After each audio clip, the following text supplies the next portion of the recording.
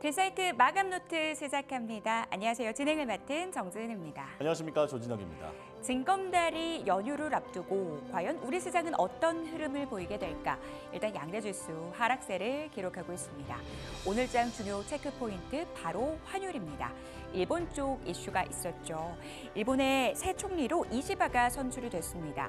이시바는 이 금리 인상에 호의적인 인물이다라는 점에서 시장에서 다시 한번 엔캐리 트레이드 청산에 대한 우려가 부각될 수 있는데요. 때문에 당분간 엔달러 환율에 대한 기민한 체크가 필요할 것 같습니다. 변동성 장세에서의 전략은 오늘 저희와 함께 하시면서 챙겨가시기 바라겠습니다. 거래소 쪽 분위기 확인해 보시죠. 외국인과 기관의 양매도 속에서 낙폭을 확대해 나가는 코스피 시장입니다. 업종별로도 하락으로 반전하는 업종의 개수 점차 늘어나는 분위기인데요. 오늘 원달러 환율이 하락세를 기록하면서 대형 수출주 단의 하락세 두드러지는 상황입니다. 이 시각 현재 코스피 지수 1% 넘게 밀리고 있고요. 2618포인트 지나가고 있습니다. 거래소 쪽 분위기 간단하게 짚어봤고요. 지금 코스피 쪽 이랬는데 이제 코스닥 쪽은 어떻게 흘러가고 있나요? 네, 코스닥 쪽은 오전과 오후 분위기가 많이 달라졌습니다. 점심 먹고 오니까 계좌 색깔이 좀 변한 분들이 많을 텐데요. 자, 2차 전지가 오전까지만 해도 강세를 보이고 있었는데 12시 반쯤부터 갑자기 수급이 빠져나가 버렸습니다. 자, 그러면서 지수의 낙폭도 커지고 있는데 1.13% 하락하면서 765포인트 지나가고 있습니다. 자, 에코프로 비행과 에코프로 모두 2% 안팎의 낙폭을 보여주고 있고 특히 엔캠은 10% 넘게 미끄러지면서 낙폭을 계속해서 키워나가고 있는 상황입니다. 자, 그 수급이 어디로 갔는지를 보니까 제약 바이오 쪽으로도 가고 또 화장품 등 좀 다른 주 쪽으로 이동하고 있는 것을 확인할 수 있는데 자세한 이유는 조금 뒤에 전문가들과 함께 짚어보도록 하겠고요. 자, 중동발 리스크로 방산, 가스, 재건주 이런 쪽의 관련주들은 수급의 블랙홀로 오늘 하루 종일 굳건히 자리하고 있습니다. 자, 대응 전략 살펴봐야겠죠. 9월의 마지막 거래일입니다. 딜사이트 마감노트 필기 시작합니다.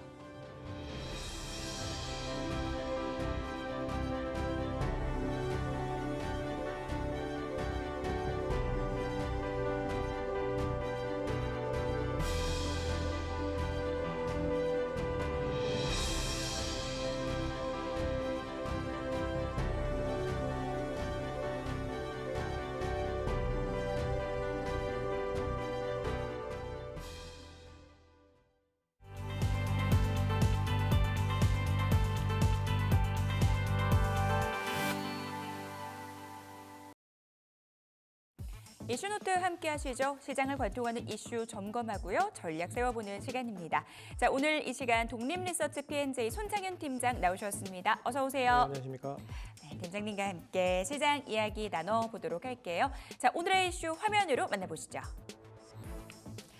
이마트가 신세계건설 공개 매수에 나섭니다. 그 내막 살펴보고요. KT가 이 마이크로소프트와 손잡고 AI 클라우드 시장에 진출한다라는 뉴스 보셨을 것 같습니다. 전략 세워보도록 할게요. 자, 네이버의 자사주 소각 뉴스, 이 개미 무덤이라는 오명을 씻어낼 수 있을지 전략 세워보도록 하겠습니다. 자, 한 종목씩 이야기 나눠보도록 할게요. 자, 이마트의 결단이 과연 통할 것인지 오늘 관련된 뉴스가 있었습니다. 이마트가 신세계건설 주식 공개 매수에 나서면서 이 자발적 상장 폐지를 추진한다라는 뉴스가 전해졌는데요. 오늘 이 소식이 전해지면서 신세계건설의 주가 장 초반부터 급등세를 보였고요. 현재 구간에서도 급등 흐름 이어가고 있습니다. 그 이면을 좀 들여다봐야 될 것 같은데요.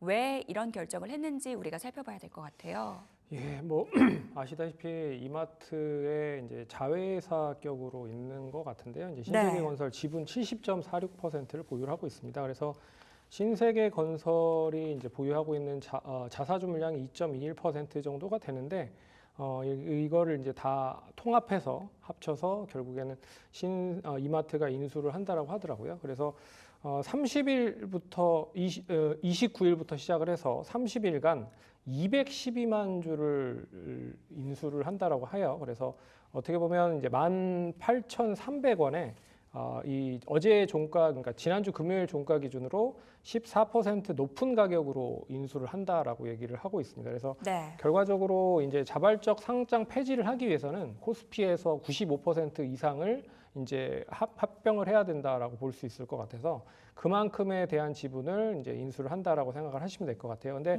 왜 그러면 이 이마트가 신세계건설을 공개 매수를 할지 그게 이제 궁금한 거잖아요. 네, 맞아요. 뭐 제가 생각을 해봤을 땐 여러 가지가 있지만 일단 뭐 지배 구조를 좀 단순화를 해서 의사 결정을 좀 빠르게 해야겠다라고 하는 부분이 가장 우선인 것 같아요. 그래서 어떻게 보면 이제 신속하게 사업 구조를 재편을 하고 싶은데 이 상장이 돼 있으면 공시 의무도 해야 되고 또 의사회의 결정도 해야 되고요. 뭐 다양한 그런 부가적인 그런 부분 때문에 결국엔 좀 진행을 하는 게 아닌가라는 생각이 들고 이미 이제 신세계 건설 쪽에 부동산 PF 관련된 우발 채무가 2,500억 정도 있었고 지난해는 1,878억 정도 영업 손실을 보였기 때문에 이제는 어떻게 보면 좀 단행을 해야 된다라고 생각을 한 것 같아요. 그래서 네. 조선호텔앤리조트 레저 부분도 어떻게 보면 영업 양수도 2,078억에 일단 매각을 했고요.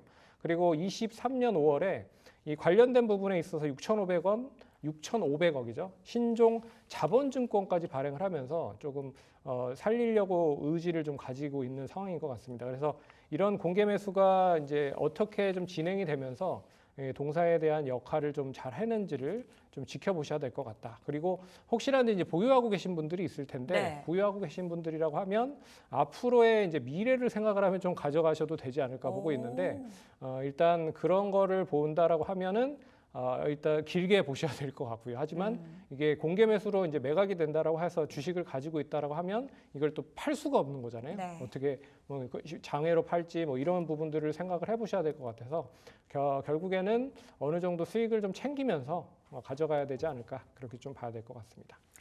수년간 슬쩍 부진의 늪에 빠졌었던 이 신세계건설입니다. 때문에 이 고강도 구조 조정을 통해서 군설을 지금 제거를 하겠다 이런 목적인 것 같은데요. 보유자 측면에서 봤을 때 자금적인 시간적 여유 좀 체크가 필요하다라는 부분들 강조해 주셨으니까요. 이에 대한 부분 체크가 필요할 것 같습니다. 그런데 팀장님 최근에 이렇게 시장 보면서 드는 생각이 뭐 고려아연이랑 영풍 이슈도 있었고요. 그렇죠. 그 공개 FN 매수 가이드 맞아요.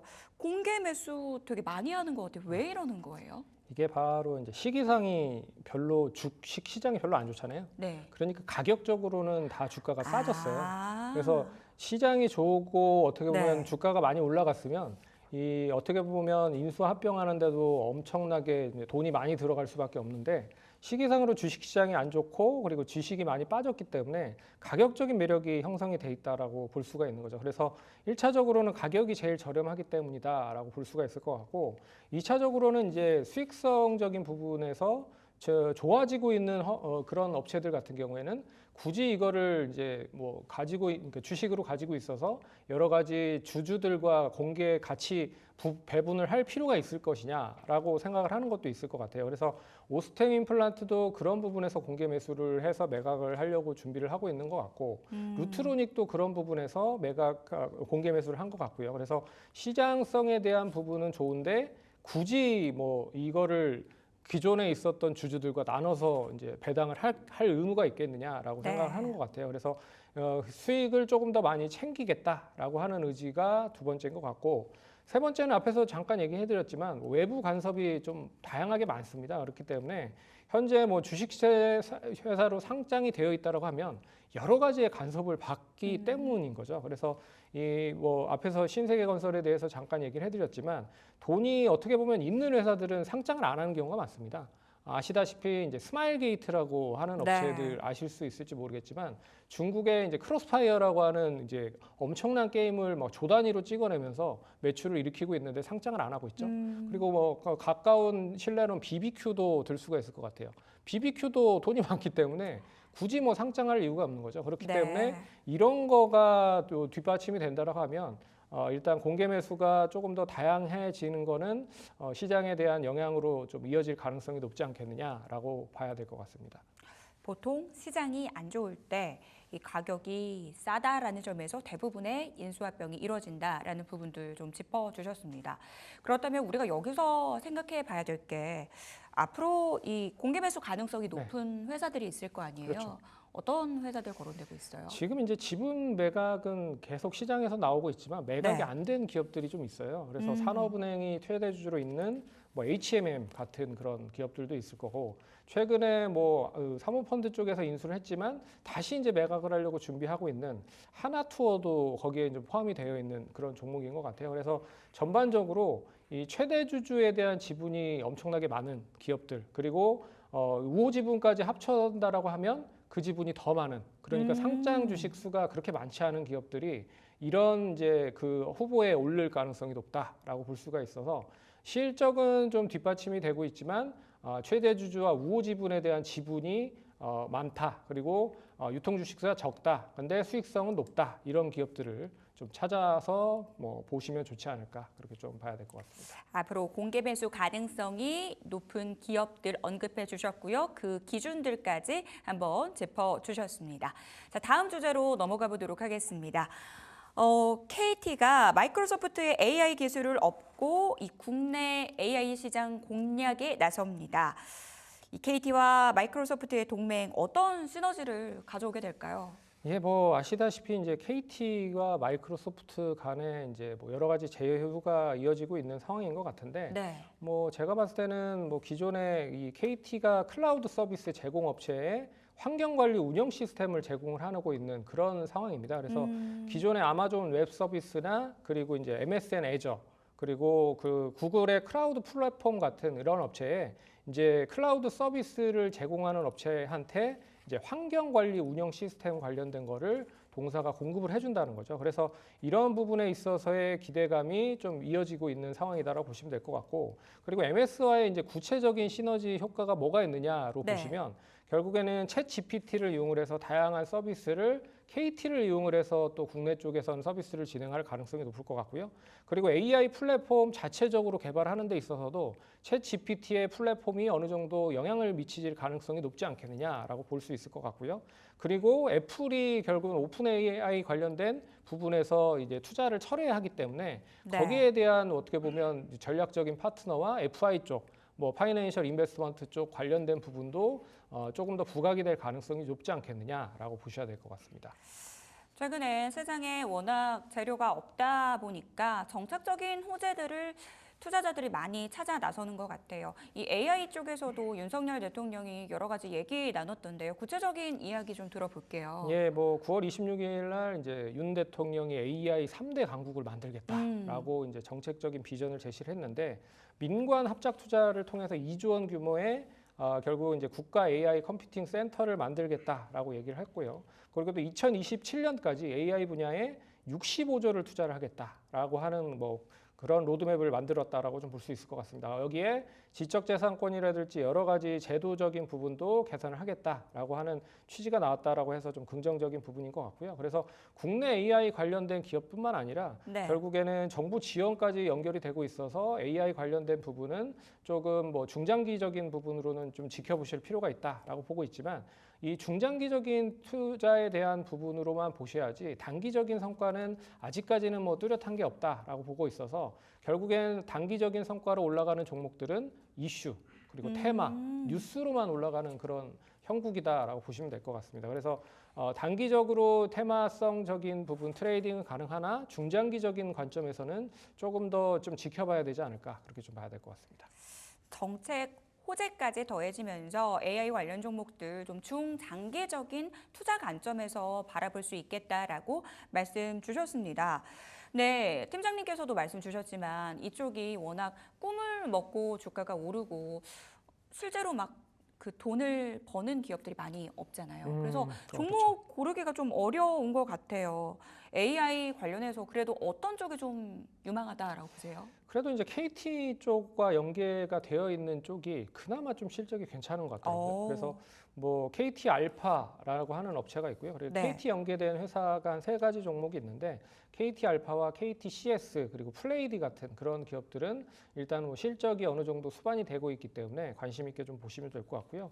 거기에 이제 AI 진단 쪽 관련돼서는 뭐 JLK나 이쪽도 최근에 뷰도. 주가 되게 많이 올랐잖아요. 그렇죠. 근데 네. 이쪽이 작년, 재작년 정도에 많이 상승을 했었던 기억이 있어요. 그래서 네. 전반적으로 많이 상승을 했지만 이제 금리가 인상기가 접어들면서 실적이 부합이 돼야 되는데 부합이 되지 못하다 보니까 전반적으로 좀 약세를 보였죠. 그래서 이 관련된 종목들이 전반적으로 다 약세다라고 보시면 될 것 같고 네. 최근에 많이 오르긴 했지만 뭐 빠진 거에 비해서는 아주 조금 올라갔다라고 네. 볼 수가 있을 것 같습니다. 그리고 뭐 AI 보안 관련돼서도 뭐 이스소프트나 라운시큐어 같은 그런 종목들이 있지만 역시나 뭐 실적이 얼마만큼 뒷받침이 될 수 있을지는 좀 봐야 될 것 같고요. 그나마 딥페이크와 연계가 돼서 텔레그램 쪽에 대한 이슈로 이 보안 쪽은 연계가 되어 있다라는 것도 눈여겨 보시면 좋을 것 같고 되레 이제 AI 로봇 쪽과 연계가 되고 있는 것도 눈여겨 보셔야 될 것 같습니다. 어떻게 보면 10월 10일 날 로보택시 관련돼서 자율주행 소프트웨어 관련된 기업들이 올라가고 거기에 이제 차량용 반도체나 2차 전지 관련된 종목들이 올라가고 그리고 이제 로봇 관련주들이 뭐 AI향 관련돼서도 연계가 되어 있지만 네. 로보택시 관련돼서도 결국은 연계가 되어 있거든요. 그래서 뭐 실적은 뭐 그렇게 좋지는 않습니다. 하지만 뭐 로보스타나 로보티즈 같은 경우에는 LG 쪽 향에 대한 그런 매출과 지분 투자도 뭐 이어지고 있는 상황이기 때문에 좀 관심 있게 보시면 좋지 않을까 그렇게 좀 언급을 드리겠습니다. 진단부터 로봇까지 AI 투자 확대 수혜주에 대해서 언급을 해주셨는데요. 그러면 팀장님께서 여기서 좀 탑픽으로 보는 쪽은 KT 연계 쪽인 거예요? 예, KT 연계 쪽인데 그나마 좀 뭐 어떻게 보면 광고 쪽과 연계가 되고 있는 네. 플레이디 정도가 좀 관심 있게 좀 보셔야 될 필요가 있지 않을까 보고 있습니다. 그래서 KT와 연계되어 있는 사업인데 결국에는 실적이 뒷받침이 되는지가 중요할 것 같아요. 그래서 그런 쪽으로 좀 눈여겨 보시면 좋지 않을까 그렇게 좀 말씀드리겠습니다.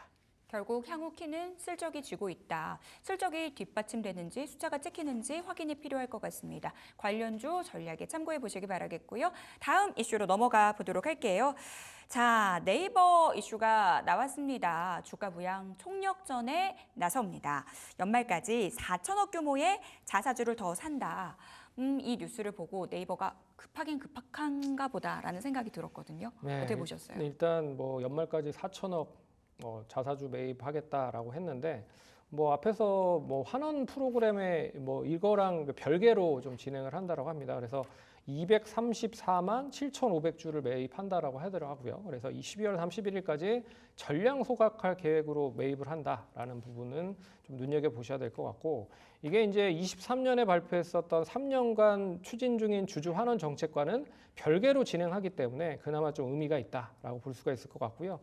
그런 부분에서 앞으로 얼마만큼 더 이 관련된 주주 친화 정책에 대한 부분을 뭐 진행을 하는지 그런 걸 좀 관심 있게 보셔야 될 것 같다. 그렇게 좀 말씀드리도록 하겠고 네. 최근에 이제 그 다양한 기업들이 주가가 많이 하락을 했기 때문에 자사주 매입을 하는 기업들이 많아지고 있는 상황입니다. 그래서 이 네이버뿐만 아니라 뭐 TFE나 KC나 동원산업, 앱코 등 다양한 기업들이 자사주 매입을 진행을 하고 있다라고 보고 있어서 이 뒤에서 또 설명을 해드리겠지만 네이버 같은 경우에는 밸류업에 포함이 되지 못했어요. 네. 그렇기 때문에 거기에 있어서도 지수에 좀 편입이 되기 위한 선제적인 포석을 두는 게 아닌가라는 생각도 해보셔야 될 것 같습니다. 향후 추가적으로 어떤 이 주주 환원책이 나오게 될지 그 여부도 좀 확인이 필요하다라고 말씀 주셨습니다. 사실 네이버 한때는 국민주로 불렸었는데 주가 정말 많이 밀렸잖아요. 뭐 개미들의 무덤이다 이런 이 오명까지 있었습니다. 그러면 주가 이렇게 밀렸고 이런 자사주 매입 소식까지 들려오는데 지금 이제는 접근해도 되는 건지 궁금해지거든요. 네, 이제는 제가 봤을 때는 지난번에 이제 거래량이 실리지 않았다라고 네. 얘기를 말씀을 해드렸었던 것 같아요. 그래서 아직까지는 좀 지켜봐야 되지 않겠느냐라고 보는데 네. 오늘 거래량이 상당히 많이 실리면서 좀 밀리긴 했지만 그래도 실렸다라고 하는 거는 의미가 좀 있다라고 볼 수가 있을 것 같아요. 기술적으로. 그러면 이런 네이버가 왜 이런 특단의 조치를 단행을 했느냐라고 보시면 앞에서 처음으로 얘기해드렸던 밸류업에 대한 이슈가 가장 크지 않았나라는 생각이 듭니다. 그래서 밸류업 지수에 또 추가적으로 어떻게 이제 뭐 종목 해당 관련된 종목을 변경할 수도 있다. 이제 거래소에서 그렇게 얘기를 했기 때문에 그렇다라고 하면 네이버도 거기에 대한 포함을 하는 그런 조건을 만들어야 된다는 거죠. 그래서 미리 일단 만들어 놓고 뭐 좀 생각을 해보자라고 해서 그런 점으로 미리 이제 포석을 둔 게 아닌가라는 생각이 들고요. 그리고 주가가 좀 많이 빠졌잖아요. 그렇기 때문에 그것도 뭐 이유가 되지 않을까라고 생각을 할 수 있을 것 같고 마지막으로 이제 하반기가 실적이 좀 긍정적으로 전환되기 때문에 네. 미리 이렇게 좀 선제적으로 대응을 하는 게 아닌가라는 생각도 있습니다. 그래서 이 상반기까지 실적은 어느 정도 긍정적으로 전환됐지만 생각했던 것보다는 실적에 대한 성장세가 확 늘어나지는 않았거든요. 그런 점에서 실적에 대한 긍정이 하반기로 갈수록 더욱 긍정되고 있는 게 아닌가라는 생각이 들고요. 거기에 자회사 이제 나스닥에 상장돼 있었던 네이버 웹툰이 일회성적인 비용이 어느 정도 마무리가 됐고 그리고 이제 주가가 안정적으로 전환이 되면서 일단 뭐 잘 뿌리내기를 한다라고 보면 그 실적에 대한 부분도 생각을 하고 있다라는 걸로 생각을 해보셔야 될 것 같습니다. 오늘 네이버의 거래량이 실린 상승 나와주고 있습니다. 이제는 봐도 되지 않을까라는 부분들 말씀 주셨어요. 자, 그러면 이렇게 네이버가 오르게 된다면 함께 수혜를 받을 수 있는 쪽은 어디인가 이 고민도 필요할 것 같아요. 어디로 보고 계세요? 아무래도 이제 인터넷 관련 쪽이죠. 그래서 카카오, 네이버 아시죠? 그래서 카카오와 네이버를 네. 좀 눈여겨 보셔야 되지 않을까 그렇게 보고 있고 그리고 이제 카카오와 네이버가 여기 역시나 이제 전략적으로 추구하고 가장 큰 매출의 비중을 높이고 있는 쪽이 결국 이제 광고 쪽입니다. 그래서 네. 이 광고 관련된 디지털 광고 플랫폼을 보유하고 있는 기업도 있지만 그 디지털 광고 플랫폼 말고 광고 기획사의 위치를 가지고 있는 뭐 제일기획이랄지 나스미디어도 좀 관심 있게 보시면 좋을 것 같고요. 그리고 또 어떻게 보면 인터넷 사업을 진행을 하고 있는 업체이기 때문에 게임 업체들과 좀 전략적인 제휴나 전략적으로 움직이고 있는 경우가 많아서 시총이 큰 뭐 NC소프트나 크래프톤도 관심 있게 보시면 좋지 않을까 그렇게 좀 말씀드리겠습니다. 네이버와 함께 갈 수 있는 종목에 대한 질문까지 드렸습니다. 자, 마지막으로 시장에 대한 질문 추가적으로 드리고 싶어요. 퐁당퐁당 연휴, 근데 이슈는 또 많고 시장 대응하기가 참 어렵습니다. 이번 주 그냥 아무것도 안 하고 가만히 있는 게 답일까요? 아니면 뭐 기회로 활용을 해볼 수 있을까요?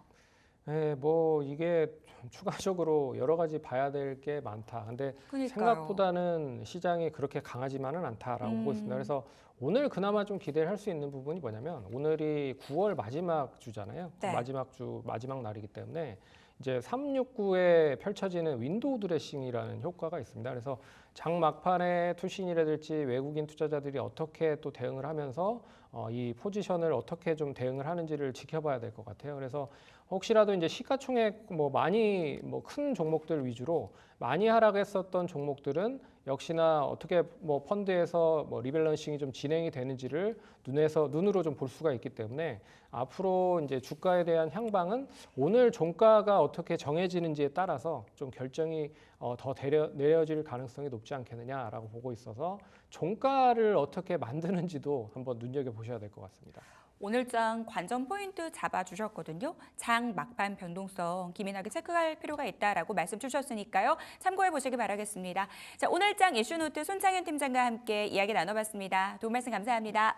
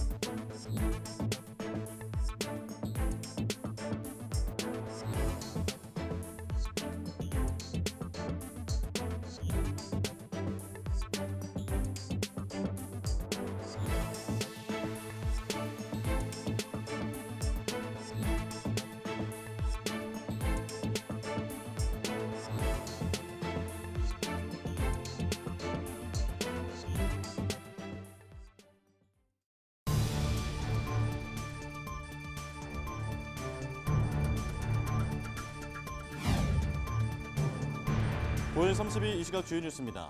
한동훈 국민의힘 대표는 국회 최고위원회의에서 금융투자소득세 폐지를 주장하며 정치개혁과 투명성 제고 차원에서 국회의원과 고위공직자의 사모펀드 가입 내역을 공개하는 방안을 검토할 때가 됐다고 밝혔습니다. 현대차는 올해 9월 지난 1967년 회사 창립 이후 57년 만에 전체 누적 생산량 1억 대를 달성했다고 밝혔습니다. 지난 8월 이례적인 폭염에 가정용 전기요금 누진제 최고요금을 적용받는 가구가 1,000만 가구를 넘은 것으로 나타났습니다. 건강보험 직장가입자 자격을 허위로 취득해 최소한의 보험료만 내다가 적발된 사례가 최근 5년 새 3배가량 급증한 것으로 나타났습니다. 정부가 거대 플랫폼 사업자의 불공정 행위를 차단하기 위해 공정거래법을 개정하기로 한 가운데 미국 공화당 캐럴 밀러 하원 의원이 한국은 미국 기업에 지나치게 부담이 될 수 있는 차별적인 디지털 규제를 고려하고 있다고 주장했습니다. 서울시가 지난해 인천 검단 신도시 아파트 지하 주차장 붕괴 사고와 관련해 시공사인 GS건설에 안전점검 불성실에 따른 영업정지 1개월 행정처분을 새로 부과했습니다. 세계 1위 배터리 업체인 중국의 CATL 공장에서 현지 시간 오전 11시께 화재가 발생해 현지 소방당국이 진화에 나선 가운데 현재까지 사상자 보고는 받지 못했다고 전했습니다. 김병환 금융위원장은 30일 국내 8개 금융지주회 회사 회장과 간담회를 열고 가계부채 증가 추이에 따라 준비되어 있는 수단을 적기에 과감히 시행할 것이라고 말했습니다. 시각 주요 뉴스였습니다.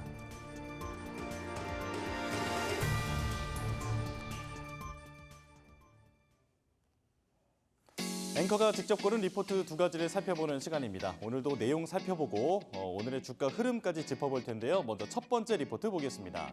자, 하나증권의 리포트고요. 대한항공입니다. 목표가는 27,000원 유지 의견이 나왔습니다. 자, 3가지 투자 포인트부터 보면 여객과 화물 모두 양호한 성장세다. 그리고 밸류업에 편입됐지만 주주 환원은 물음표가 좀 찍힌다. 합병으로 단기적으로는 부침이 있겠지만 향후에 시너지가 기대된다. 이렇게 정리할 수 있겠습니다. 자, 하나씩 좀 자세히 살펴볼 텐데요. 자, 먼저 첫 번째. 자, 3분기 매출액이 전년 동기 대비 13% 증가하고 영업이익은 15% 증가한 것으로 추정됩니다.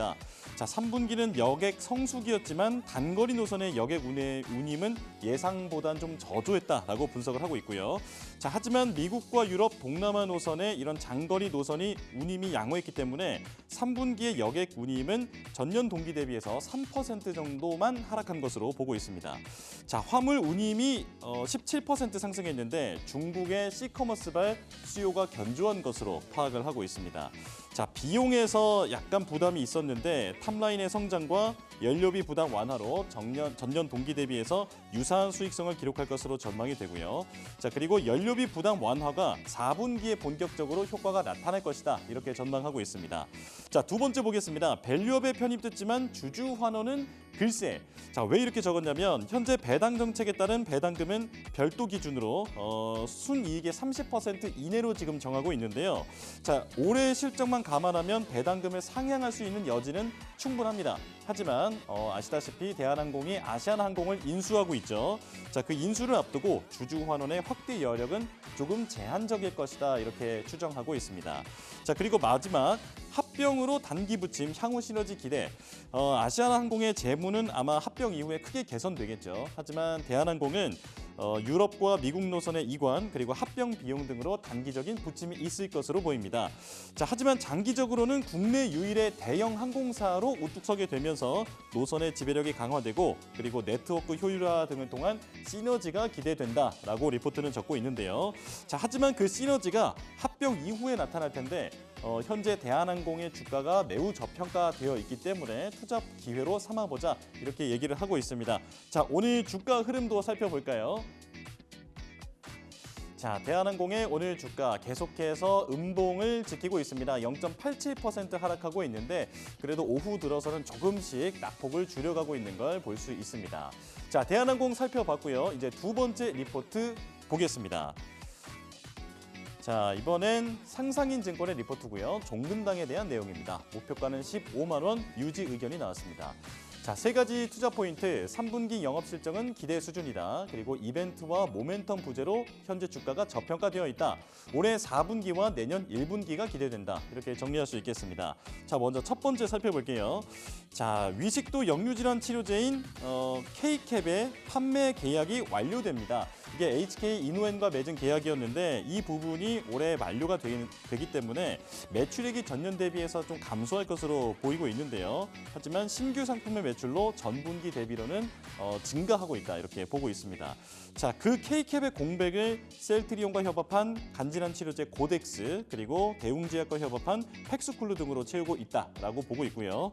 자, 그런데 기존 품목 중에 당뇨 치료제인 자누비아의 약가가 30% 넘게 떨어지면서 매출 감소폭이 크다라고 지적하고 있습니다. 자, 그래도 프롤리아, 아토제, 딜라트렌, 큐시미아 같은 주력 품목의 매출은 증가하고 있기 때문에 지금 3분기 영업 실적은 기대 수준이다. 이렇게 전체적으로 보고 있습니다.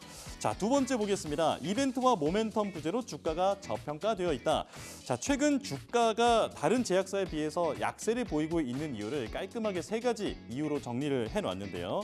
자, 첫 번째는 K캡의 판매 계약 만료로 영업 실적에 대한 기대치가 낮아졌다. 그리고 두 번째는 의정 갈등으로 상위 제약사인 종근당의 실적에도 불확실성이 조금 추가가 되면서 투자 심리가 약화했다. 자, 그리고 세 번째, 무엇보다 시장의 관심이 지금 제약 바이오 쪽에서는 신약 개발에 쏠려 있는데 지금 종근당의 신약 개발은 주요 파이프라인이 초기 임상 단계에 있기 때문에 시장의 관심에서는 조금 멀어져 있다 이렇게 정리하고 있습니다. 자, 그리고 세 번째 보겠습니다. 올해 4분기와 내년 1분기가 기대된다. 자, 이런 가운데 지난해 노바티스의 기술 수출한 신약 후보 물질이 있죠. CKD510인데 노바티스가 이 물질을 가지고 11월에서 내년 초에 구체적인 개발 계획을 밝힐 것으로 보입니다. 만약 여기에서 의미 있는 계획이 나온다면 프리미엄이 붙으면서 전체적인 주가까지 끌어올릴 것으로 기대가 됩니다. 자, 오늘 주가 흐름 살펴보겠습니다. 자, 종근당인데요. 자, 역시 오늘 장 초반에만 잠깐 올라오더니 그 이후에는 계속해서 파란불을 켜고 있습니다. 자, 그래도 오후로 넘어가면서는 낙폭을 조금씩 줄이면서 이제는 1%대 약세로 상당히 많이 따라잡은 모습입니다. 자, 이렇게 두 가지 종목 살펴봤고요. 이어지는 역발상 투자 시간에는 손창은 팀장과 함께 다른 리포트 좀 자세히 살펴보도록 하겠습니다.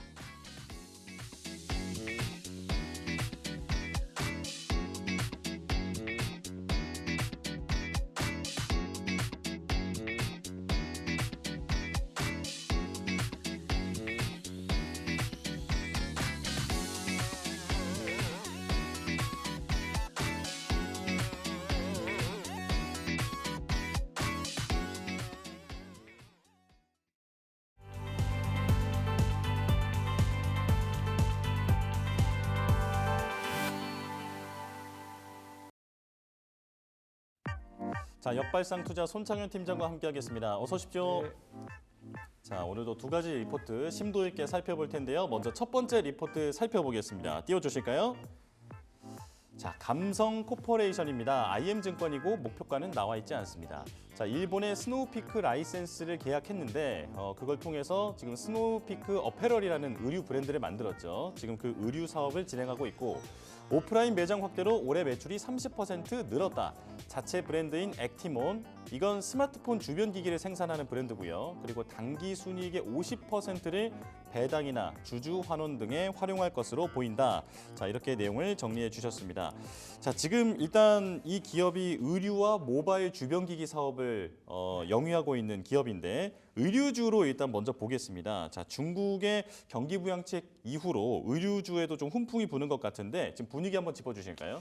아시다시피 이제 계절적인 특수가 가장 큰 요인인 것 같아요. 예. 그래서 아시다시피 상반기보다는 하반기 때 이 의류주들은 이제 매출이나 수익성적인 부분이 높아지는 경우가 많습니다. 왜 그러냐면 이 상반기 때 의류들은 아시다시피 뭐 면티라든지 뭐 바지라든지 뭐 이런 제품들을 파는데 이제 하반기로 갈수록 이게 경량 패딩이나 아우터 같은 걸로 이제 가격이 높은 제품을 팔기 때문에 이 가격이 높아지면 당연히 수익성은 높아질 가능성이 높죠. 그래서 예. 매출과 더불어서 수익성이 높아진다라고 보시면 될 것 같고요. 특히나 이제 스포츠웨어나 기능성 제품이 리드 타임이 높다. 그러니까 쉽게 말해서 제품 수명 주기가 높다라고 생각을 하시면 될 것 같습니다. 그래서 다른 제품들보다는 주기 자체가 길기 때문에 거기에 대한 영향도 받을 수 있을 것이라고 보고 있고요.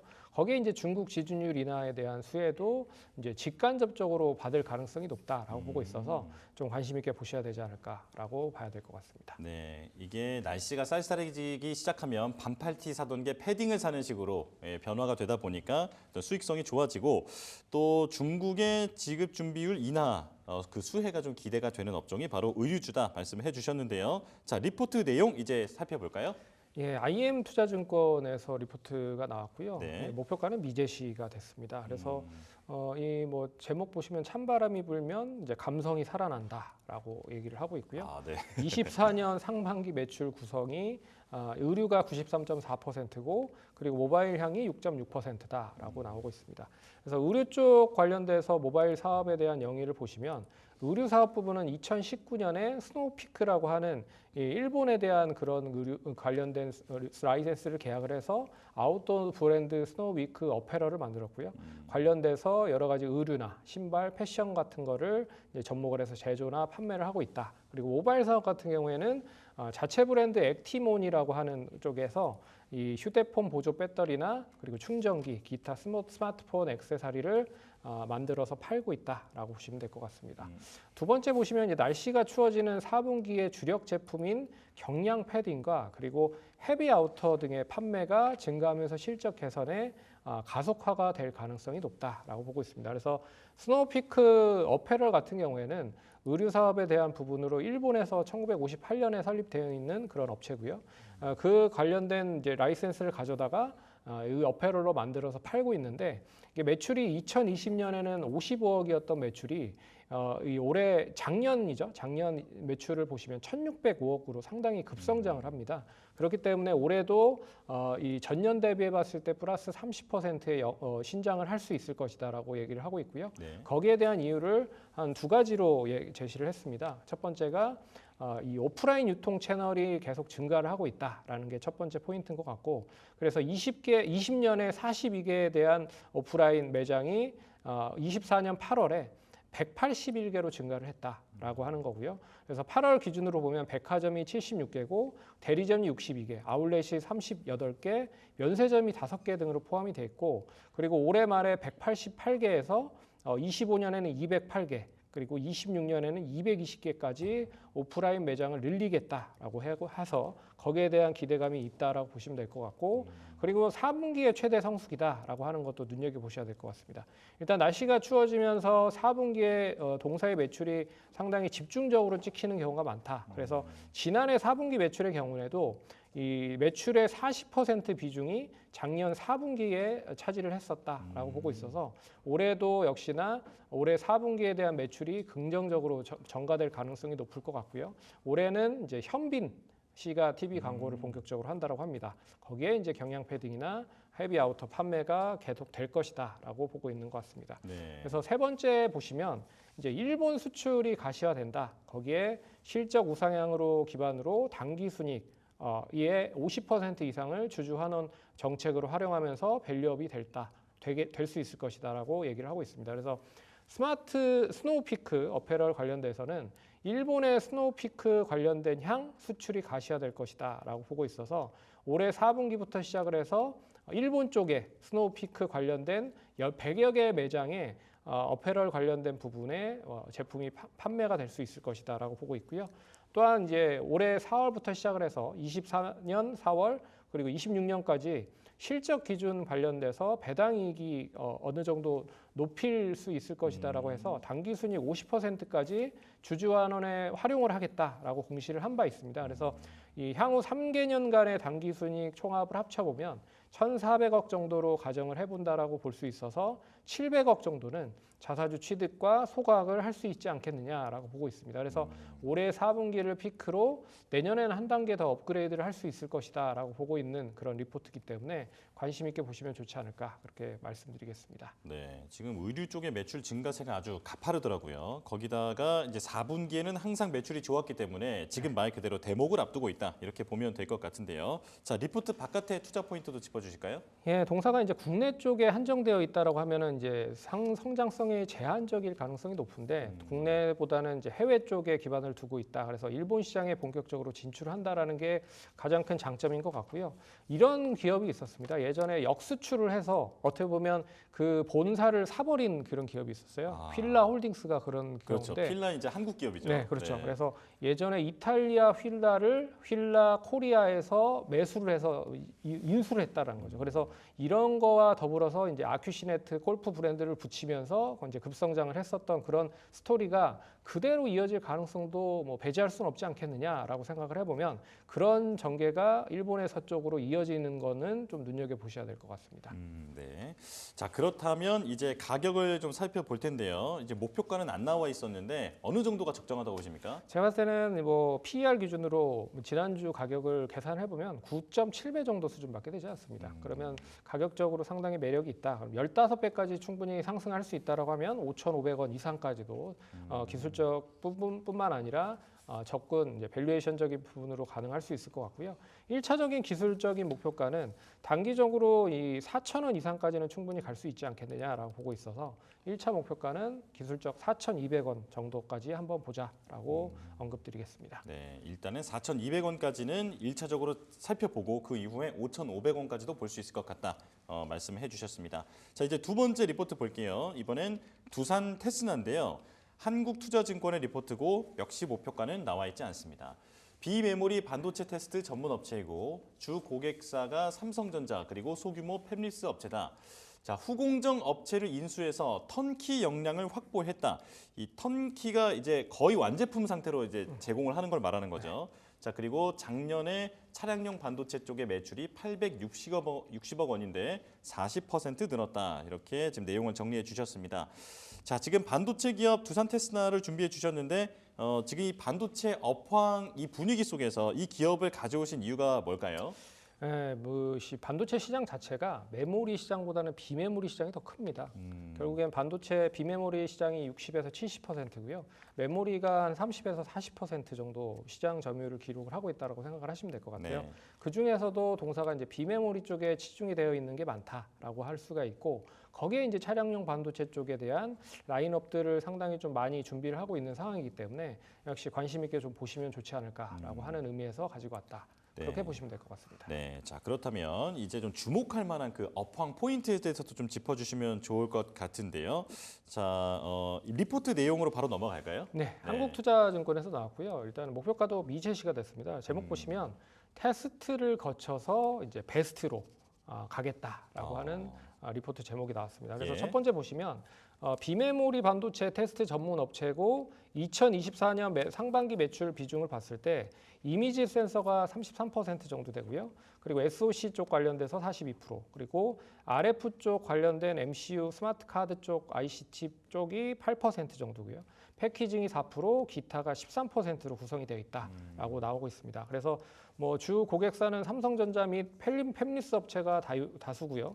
그리고 삼성전자 쪽에 대한 부분에서 여러 가지 뭐 테스트만 외주로 진행을 했지만 이제는 뭐 CIS, 차량용 등 고가 부품 외주까지도 확대가 되고 있다라고 보고 있습니다. 그래서 캐파와 턴키에 좀 집중을 하고 있다. 그래서 24년 2월에 엔지온이라고 하는 CIS 전문 그런 후공정 업체죠. 그 인수를 통해서 턴키에 필요한 역량을 확보를 했고요. 대규모 캐파 증설 24년 7월에 약 2,200억 정도의 시설 투자를 좀 진행을 하고 있는 상황이다라고 보고 있습니다. 그래서 눈여겨 보셔야 될 것 같다라고 얘기를 하고 있고요. 네. 두 번째는 이제 탈 모바일은 순항이 되고 있다. 그래서 동사 비중이 많은 쪽이 CIS, AP 쪽인데 모바일 향이 많았다. 근데 이쪽에 대한 거를 이제 비메모리 쪽 관련된 부분에 자동차 쪽으로 많이 늘리려고 준비를 하고 있다라고 보시면 될 것 같습니다. 그래서 22년 1,584억에 대한 그런 매출액 비중이 23년에는 1,856억까지 늘어나고 있고요. 그 24년 2분기 때까지는 뭐 CIS와 AP 매출 비중이 45%로 이제 감소를 했다라고 보고 있습니다. 그래서 매출이 이제 뭐 이 모바일량 쪽에 대한 부분들이 좀 줄어들고 있는 상황이고, 그리고 차량용이나 그리고 메모리 컨트롤러 쪽 관련된 부분에 매출이 계속 늘어나고 있다라는 것도 눈여겨 보셔야 될 것 같습니다. 그래서 24년 차량용 반도체 쪽에 대한 매출은 860억으로 전년 대비 40% 증가를 할 것이다라고 얘기를 하고 있고요. 메모리 컨트롤러도 200억 정도 전년 대비 200% 증가를 할 것이다라고 하고 있습니다. 세 번째 보시면 이제 차량용 반도체에서의 절대 강자를 이제 구현을 하고 있다. 그래서 24년 연간 캐파가 일단 1,500억 정도 규모라고 보고 있는데, 이 중에 1,000억 정도를 차량용 반도체에서 투자를 하고 있는 상황이다. 그래서 24년 상반기에 셋업이 완료가 됐고요. 그리고 삼성전자가 내부적으로 처리했었던 물량 관련된 100%도 동사가 받아오는데 성공을 했다. 그래서 24년 차량용 반도체 캐파가 1,000억 원으로 추정되면서 이제 하반기 가동률이 100%에 육박할 가능성이 높지 않겠느냐. 그래서 이 모바일량 쪽에 대한 매출이 차량용 쪽으로 점점점 증가가 되고 있다라는 거는 눈여겨 보셔야 될 것 같습니다. 네, 자 비메모리 반도체 테스트 전문 업체인데 그동안은 모바일 쪽에 좀 집중이 돼 있었다면 이제는 차량용 반도체 쪽으로 집중해서 투자를 하고 있다. 자, 그래서 차량용 반도체의 절대 강자로 재탄생하고 있는 흐름을 짚어주셨는데요. 자, 리포트 바깥에 있는 이야기도 들려주실까요? 이게 이제 반도체 테스트 관련된 업체이기 때문에 이제 기업의 물량 장비를 어떻게 보면 검사만큼만 하면 결국에는 재고라든지 여러 가지 상관없이 그냥 안정적으로 수익을 챙기는 그런 구조라고 생각을 하실 수가 있을 것 같아요. 그래서 이 두산그룹이 여러 가지 반도체 기업들을 인수합병을 하고 있는 상황인데요. 그런 부분에서 반도체 후공정 쪽 사업에 대한 확대를 좀 본격적으로 진행을 하고 있다. 그래서 이미 테스트 사업 쪽 관련돼서는 테스나를 인수를 하면서 두산 테스나가 됐고요. 그리고 후공정 턴키 쪽 관련돼서는 엔지온을 인수를 하면서 관련된 라인업을 좀 늘려놨고, 그리고 이제 패키징 사업 쪽 관련돼서는 이제 SFA 반도체라고 해서 또 인수를 좀 준비를 하고 있는 상황인 것 같습니다. 그래서 인수가 만약에 된다라고 하면 그 결국에는 이제 비메모리 쪽 관련된 다양한 포트폴리오를 만들면서 더 이제 거기에 대한 투자를 확대를 할 가능성이 높지 않겠느냐라고 해서 눈여겨 보셔야 될 것 같습니다. 예. 자, 그럼 바로 이제 적정 목표가로 넘어가겠습니다. 여기도 지금 목표가는 안 나와 있었는데 얼마가 적정할까요? 예, 지난주 이제 수익성적인 평가를 계산을 해보면 PER이 9.9배입니다. 그렇기 때문에 엄청 많이 떨어졌다라고 하는 거는 이제 가격적인 매력이 충분하다라고 볼 수 있어서 한 15배 이상만 계산을 해봐도 한 45,000원 이상까지는 상승할 수 있지 않겠느냐라고 보고 있어서요. 밸류에이션적인 측면은 한 45,000원 이상까지 보셔도 되지 않을까 보고 있고요. 1차적으로는 이제 기술적인 흐름이 상승으로 전개된다라고 하면 앞선 고점에 대한 차익 매물이 한 36,000원까지는 이 선에서는 나올 가능성이 높지 않겠느냐라고 보고 있어서 1차적인 기술적 목표가는 36,000원까지는 지켜보자라고 말씀드리겠습니다. 네, 지금이 31,000원 정도 되는데 1차 목표가는 36,000원, 그 이후에 45,000원도 충분히 가능하다 이렇게 짚어주셨습니다. 자, 여기까지 말씀 나누겠습니다. 손창현 팀장과 함께했습니다. 고맙습니다. 네.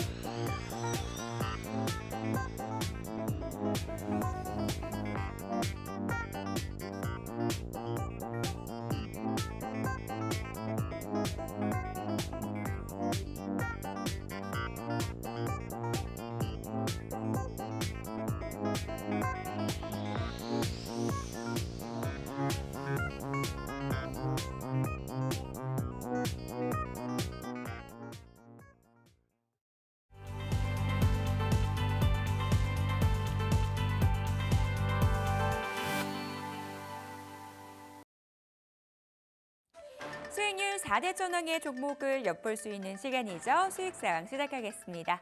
자, 오늘은 김동석 전문가 연결해서 종목 이야기 나눠볼게요. 전문가님, 안녕하세요.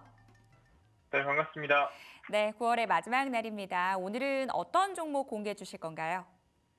네, 오늘 우리가 관심 가져야 될 기업은 최근에 중국 증시가 상당히 좋죠. 근데 지금 분위기는 중국을 규제하는, 그리고 중국에서도 미국을 규제하는 분위기입니다.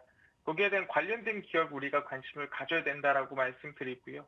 그래서 그 기업 포스코 인터내셔널이란 기업입니다. 아니, 이 기업이 갑자기 왜 나오나요? 라고 얘기할 수 있을 것 같아요. 근데 최근에 아시겠지만 미국의 IRA가 내년 2025년도부터 중국 규제가 시작이 됩니다. 특히 핵심 광물에 대한 규제가 강해지는데요. 가장 첫 번째가 전구체부터 들어갑니다.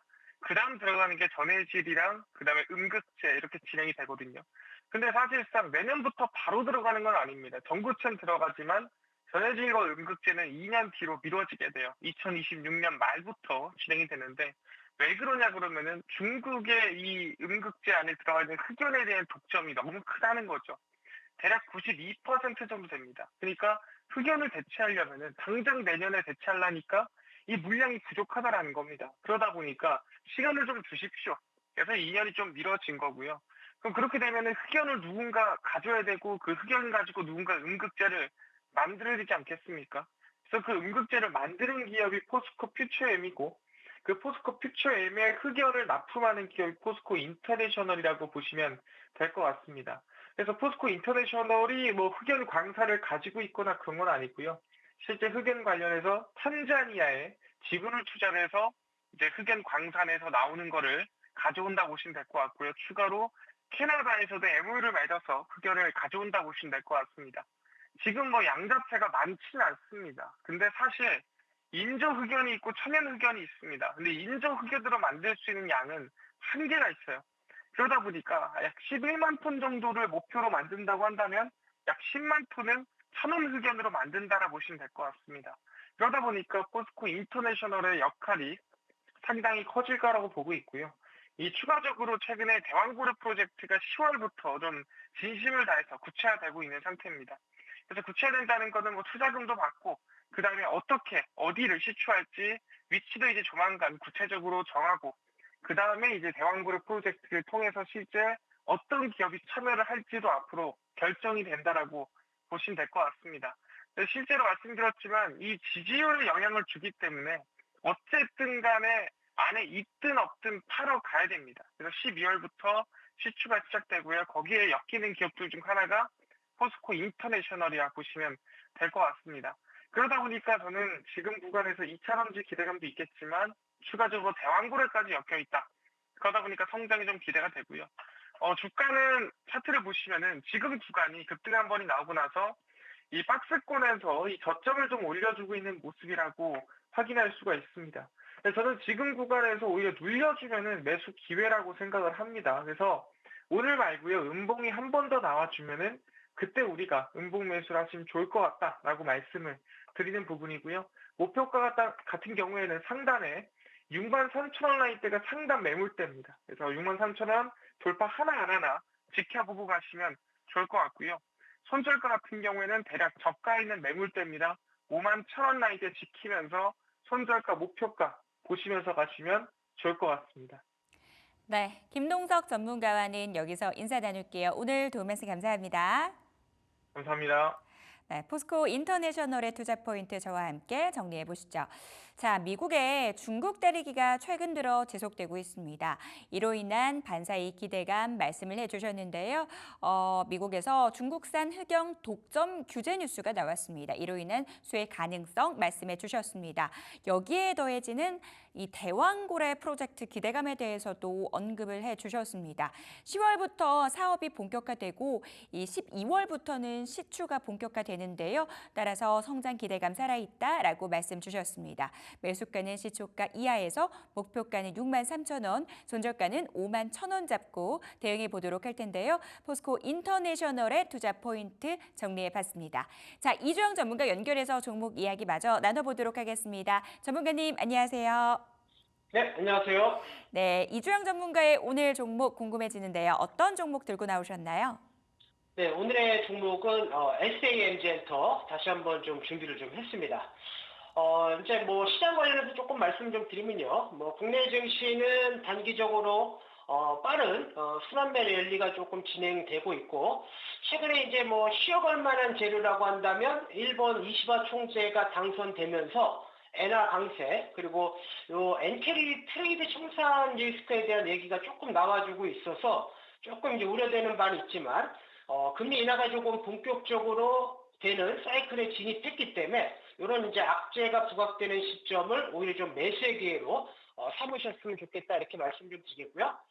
일단 이제 뭐 키가 피치기 차원에서 뭐 업종별 순환 랠리가 좀 빠르게 나오겠지만 오늘 준비한 종목은 개별주 성격에 있는 종목이다 이렇게 말씀 좀 드리겠고요. 투자 포인트 조금 말씀 좀 드리면요. 일단 이제 3D 퀴즈 애니메이션 전문 제작사고 주요 IP로는 20년 런칭한 영화 선호도 1위의 이제 캐치 티니핑이 되겠습니다. 그리고 올 하반기에 4개의 IP가 출시가 되고 있고요. 최근에 이제 이슈가 되고 있는 부분은 사랑의 하츄핑이 영화로 제작이 됐고 지금 국내에 나와 있는 영화 중에서는 이제 그 누적 관객 수가 3위에 이제 기록된 한 110만 명인데 제가 볼 때는 뭐 1위도 한번 둘을 볼 수 있는 상황이다 이렇게 말씀을 좀 드리겠고요. 특히 이제 영화 관련해서는 지금 중국 내에서도 지금 한 20만 명 정도 관객 수 나와 있고 10월 1일부터 7일까지 국경 연휴가 껴 있기 때문에 이때 조금 이제 그 관객 수가 좀 많아진다고 하면 이슈적으로 좀 작용할 가능성이 굉장히 높은 시점이기 때문에 이 SAMG 엔터 좀 지켜볼 만한데요. 이제 가장 중요한 것은 이제 실적적인 부분이라고 좀 판단이 되는데 SAMG 엔터의 이제 매출이 계속 늘어나고 있음에도 불구하고 실적은 지금 좀 많이 안 좋은 상황이거든요.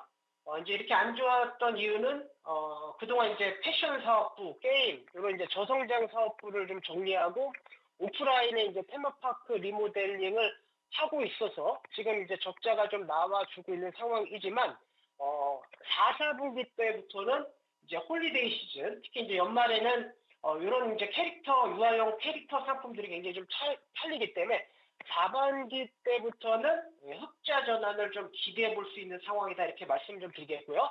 먼저 이제 재무제표 한번 좀 보여드리도록 하겠습니다.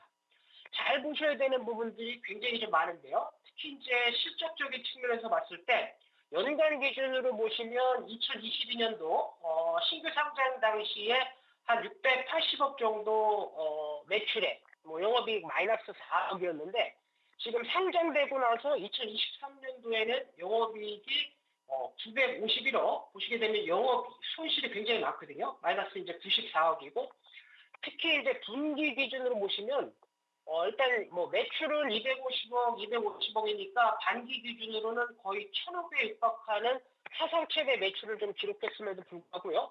지금 영업은 마이너스 59억, 37억으로 거의 90억대 이제 적자가 나와주고 있기 때문에 재무제표만 살짝 보시면은 조금 불안해하실 수 있거든요. 하지만 이제 그 현금 흐름표를 조금 살펴보신다라고 한다면 생각이 좀 바뀌실 수 있습니다. 보시게 되면 2021년도 1월 달부터 작년 이제 2023년 말 때까지 영업 흐름상 현금 흐름을 플러스로 돌린 적이 단 한 번도 없는데 올해 이제 단기 기준으로 보시면 영업 단기 순이익이 마이너스임에도 불구하고 이제 반기 기준으로 83억 정도 흑자를 좀 기록하고 있고요. 그다음에 이제 현금 흐름, 기말 현금 흐름 자체를 보시더라도 연초에는 한 51억 정도였는데 보시게 되면 기말 기준으로 133억까지 현금 흐름 자체가 늘어났기 때문에 이제 재무제표상으로는 굉장히 좀 긍정적이다 이렇게 좀 보여지고요.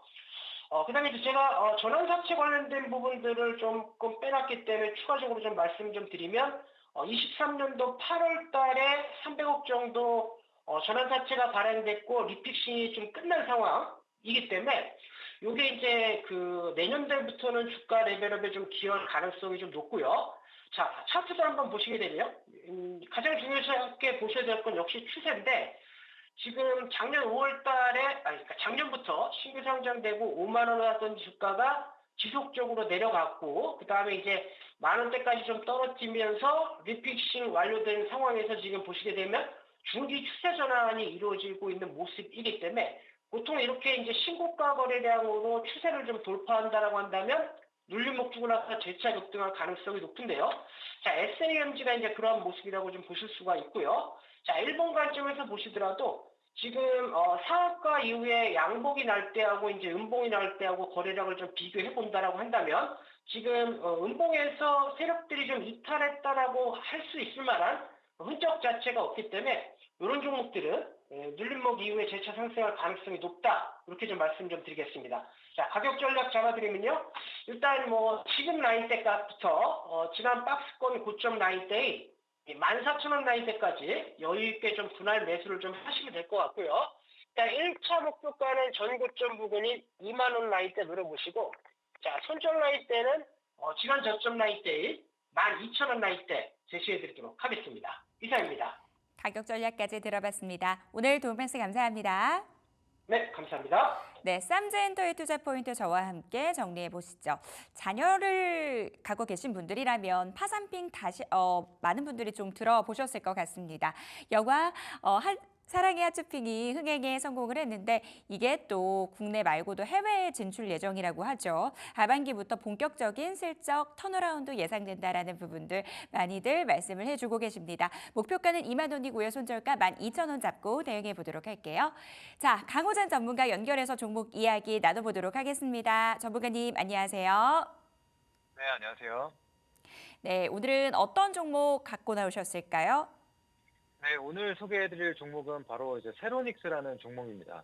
네, 세로닉스 같은 경우에는 전자 부품이나 뭐 최근에는 태양 전지 부품까지도 좀 판매하고 있는 회사라고 좀 보시면 되는데, 사실상 이런 본업보다는 좀 2차 전지와 관련돼서 조금 부각을 받고 시세를 보였었던 종목이라고 생각을 하시면 되는데요.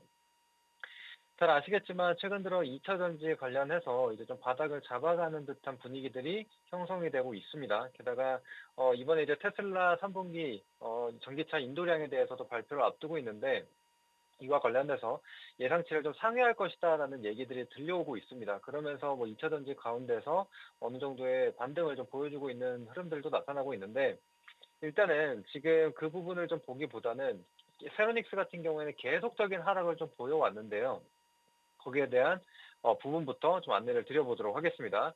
자, 일단은 세로닉스 같은 경우에는 우리가 이 재무제표를 볼 때 연결과 별도, 그러니까 두 가지를 좀 둘 다 봐야 되는 상황이라고 생각하시면 되는데요. 일단은 연결을 통해서 한번 보도록 하겠습니다. 연결을 한번 보시게 되면은 지금 영업이익이 뭐 크게 눈에 띄는 뭐 흑자를 좀 기록하는 것은 아니지만 그래도 뭐 적자를 보이고 있지는 않습니다. 근데 작년부터 이 단기 순이익 기준으로 봤을 때는 적자 전환을 한 것을 볼 수가 있는데, 아무래도 이 부분은 이제 LNF 지분을 좀 가지고 있다 보니까 그에 대한 영향이라고 좀 봐주시면 됩니다. 자, 그런데 이제 별도로 한번 보도록 하겠습니다. 별도로 한번 보시게 되면은 지난 4개년 연속으로 좀 적자를 기록을 하고 있었는데요.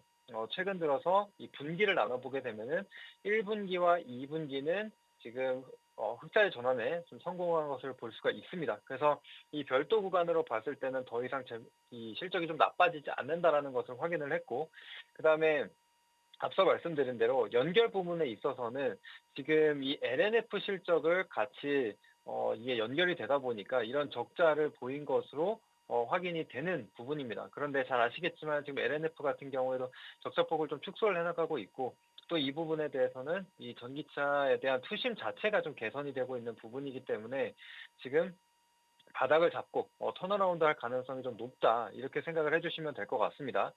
자, 그래서 지금 어떤 재료가 좀 있냐에 대해서도 말씀을 드려야 되는데, 최근 들어 이 현대차 같은 경우에도 이 배터리 설비를 좀 구축을 하겠다, 뭐 R&D 센터를 좀 설립을 하겠다, 이런 얘기들이 좀 들려오고 있는 상태입니다. 그래서 이 내재화에 대한 기대감, 그리고 이런 부분들이 좀 실리고 있는데, 그래서 지금 양극재에 대한 부문 같은 경우에는 LNF와 조율을 어느 정도 하고 있는 것으로 알려졌습니다. 이제 그러다 보니까 이런 재료를 통해서 세로닉스도 같이 동반 상승을 보여줄 수 있다라고 생각을 하시면 되겠고, 그다음에 추가적으로 이 지분 관계를 한번 보시면 되는데, LNF 지분 관계를 한번 보시게 되면은 지금 세로닉스가 14.29%를 가지고 있습니다. 물론 허재용 의장이나 허재용 부사장 같은 경우에도 지금 1.99%, 1.57% 그리고 광성전자에서도 지분을 가지고 있는데 사실상 뭐 가족 회사이기 때문에 대부분의 지분을 지금 세로닉스나 뭐 허재영 의장이 다 가지고 있다라고 생각을 하시면 될 것 같습니다.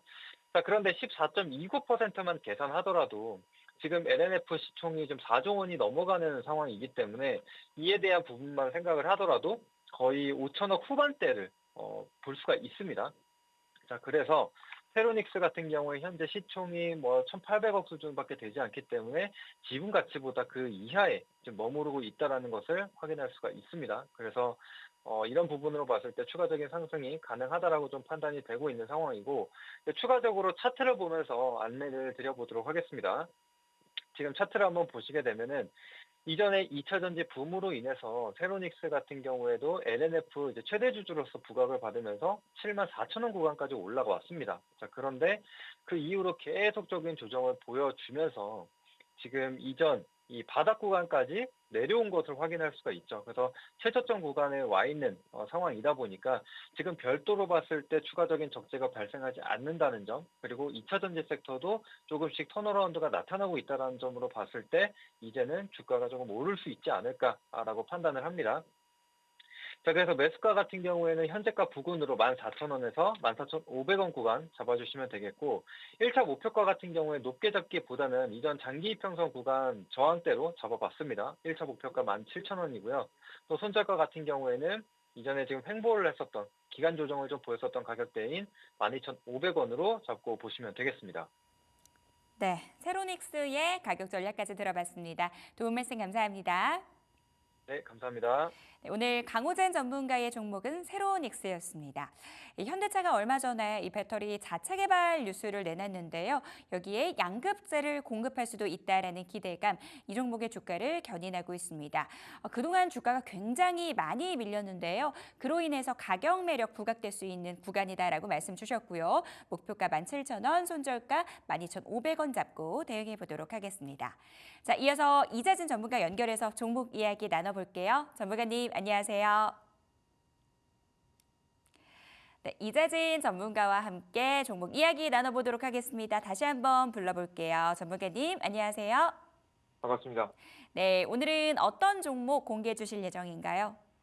오늘 시청자 여러분들께 말씀드릴 종목은 과거에도 한번 말씀드린 적이 있었던 종목인데요. 바로 라이콤이라는 종목을 가지고 왔습니다. 일단 우선 시장에 대한 분위기부터 간단하게 설명드리면 시장 자체가 최근에 굉장히 좋지 않은 모습이죠. 굉장히 잘 올라오다가 오늘 중동발 전쟁 이슈, 그 이외에도 다양한 악재에 의해서 시장은 좀 조정을 받고 있는 중입니다. 근데 그들 중에서 이런 흐름 속에서 유일하게 잘 움직이는 쪽이 딱 두 가지가 있었는데요. 중국발 호재를 받고 움직이는 기업들, 뭐 최근에 중국이 부양책으로 인해서 경기 회복 분위기가 나오고 있죠. 그리고 두 번째가 우리나라 국내 2차 전지 관련된 기업들입니다. 특히나 이 두 가지 테마의 두 개 다 전부 호재성 뉴스를 같이 받을 수 있을 만한 종목이 저는 이 자율주행 라이콤이라고 봤는데요. 특히나 뭐 중국이 최근 들어서 2025년도 초에 테슬라의 자율주행을 허가해 줄 수 있다라는 내용이 계속해서 나오고 있고요. 특히나 테슬라는 유럽에도 자율주행을 통과시키기 위해서 현재 준비하고 있죠. 정부만 통과시켜주면 언제든지 판매할 수 있다라는 이야기를 내비추게 되면서 자율주행에 대한 기대감을 계속해서 키워가고 있는 중이라고 보시면 되겠습니다. 그런데 해당 이슈에 대한 언급이 언제 나올 것이냐 명확하게 있어야 더 좋겠죠. 그게 바로 10월 10일 있는 지금 현재 테슬라의 로보택시 발표와 함께 언급될 가능성이 높다라고 보고 있습니다. 왜냐하면 제가 그전에도 말씀드렸지만 테슬라가 2025년도 1분기에 모델 2를 양산하려고 하고 있거든요. 사실 모델 2가 굉장히 저가형 자동차이기 때문에 판매한다고 해서 돈이 그렇게 많이 들지는 않아요. 캐진 현상을 좀 깨고 나가는데 도움이 될 수 있을지언정 수익엔 도움이 되지 않는단 말이죠. 그래서 테슬라는 이거 팔아봤자 돈이 그렇게 많이 남지도 않는 자동차를 팔면서도 수익성까지 현재 어떻게든 살려야 되는 상황입니다. 그러면 더욱더 자율주행 기능을 판매하기 위해서 노력을 하겠죠. 그래서 이번 로보택시 공개 때 자율주행 관련된 이슈, 그리고 모델 2에 대한 이슈, 그리고 그를 지금 현재 해당 기술들을 비슷하게 적용한 로봇 기술까지 공개하게 되면서 자율주행 관련된 기업인 현재 라이콤이라는 기업이 주가가 추가적인 상승세가 나올 수 있겠다는 생각이 좀 들었습니다. 앞서 말씀드린 대로 이런 종목들은 이제 테마성이 좀 가까운 종목이기 때문에 눌림목만 잘 공략해보면 시장이 안 좋아도 결국 올라온 종목이니까요. 잘 관심 가져두시고 공략 이어가시면 좋을 것 같습니다. 차트 보시면서 말씀드려보도록 하겠습니다. 라이콤의 가격 전략 같은 경우에는요. 제가 그전에도 한 3,800원 정도 이하 자리오면 매수하면 괜찮겠다라고 좀 설명이 드렸었는데요. 최근에 자리를 좀 줬었죠. 지금 현재 가격이 3,850원인데 조금만 더 늘려주면 동일한 가격에서 매수 괜찮아 보인다라고 설명드립니다. 그리고 로보택시 기대감, 테슬라의 발표와 함께 목표가는 한 4,400원 바라보시면서 10포인트 정도의 상승을 한번 기대해 보시면 좋을 것 같고요. 손절가 자리는 3,500원짜리 그대로 잡아드리도록 할 테니까 손절가 잘 잡고 공략 이어가시면서 단기 수익 꼭 보셨으면 좋겠습니다. 네, 가격 전략까지 들어봤습니다. 도움 말씀 감사합니다. 네, 라이콤에 대한 투자 포인트 정리해 보도록 할게요. 최근 중국 정부에서 이 지준율 인하를 비롯해서 대규모 정기 부양책을 공개를 했는데요. 테슬라의 판매량 증가 가능성 점쳐진다라고 말씀해 주셨고요. 더불어서 빅 이벤트가 대기하고 있죠. 10월 10일에 테슬라의 로보택시가 공개되는데 시장에 얼마만큼의 반향을 일으킬지 주목을 해보셔야 될 것 같습니다. 목표가는 4,400원이고요. 손절가 3,500원 잡고 대응해 보도록 하겠습니다. 자, 딜사이트에스 최고의 전문가들의 수익률 대결은 계속됩니다. 지금까지 수익사항이었습니다.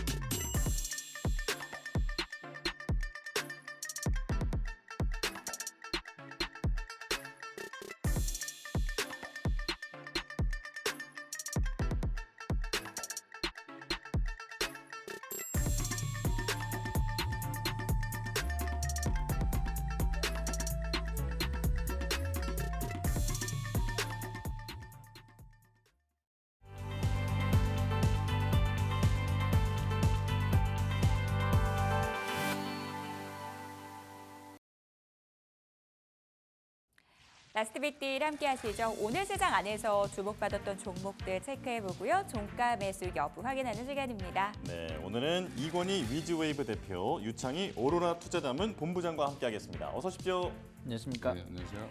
그분과 함께 종목 이야기 오늘도 나눠보도록 하겠습니다. 자, 오늘의 첫 번째 종목 의료 AI 쪽에서 한 종목 보도록 하겠습니다. 오늘 JRK 급등세를 기록하고 있습니다. 해외 진출에 대한 기대감 높아지고 있는 종목인데요. 이 종목에 대한 두 분의 의견 들어보겠습니다. 두 분 모두 종가 매수 의견 주셨거든요. 이건희 대표님 의견부터 좀 들어볼게요. 일단 오랜만에 박스권을 좀 뚫으려고 하는 강한 힘을 좀 보여주고 있고요. 오늘 장중에 한 16,000원까지 이제 16,400원까지 갔다가 지금 좀 내려왔는데 시장이 전반적으로 밀리면서 조금 차익 실현 매물들이 좀 일부 나오는 걸로 보이고요. 일단 JLK가 그동안 이제 지금 일봉 보면은 굉장히 위아래로 많이 흔들었는데 주봉 보시면 이제 고개를 들려고 하는 모습이죠. 그러니까 작년에 이때 상승했을 때 이제 5월부터 시작해서 8월까지 급상승이 나왔을 때 이제 AI에 대한 관심이 좀 커졌을 때 네. 의료 AI가 가장 빨리 수익이 될 거다라는 이제 전망 때문에 급등했다가 사실은 그게 생각보다 빨리 안 되죠. 그러니까 이제 다 흘러내렸습니다. 근데 이제 지금 최근에 무슨 얘기가 나왔냐면 이때 얘기했던 계획들을 지금 하나둘씩 다 실현해 가는 과정. 그다음에 본격적으로 이제 국내뿐만 아니라 국내는 210개 병원에 이제 다 진출이 돼 있는데 국내는 사실 돈이 그닥 되진 않고요.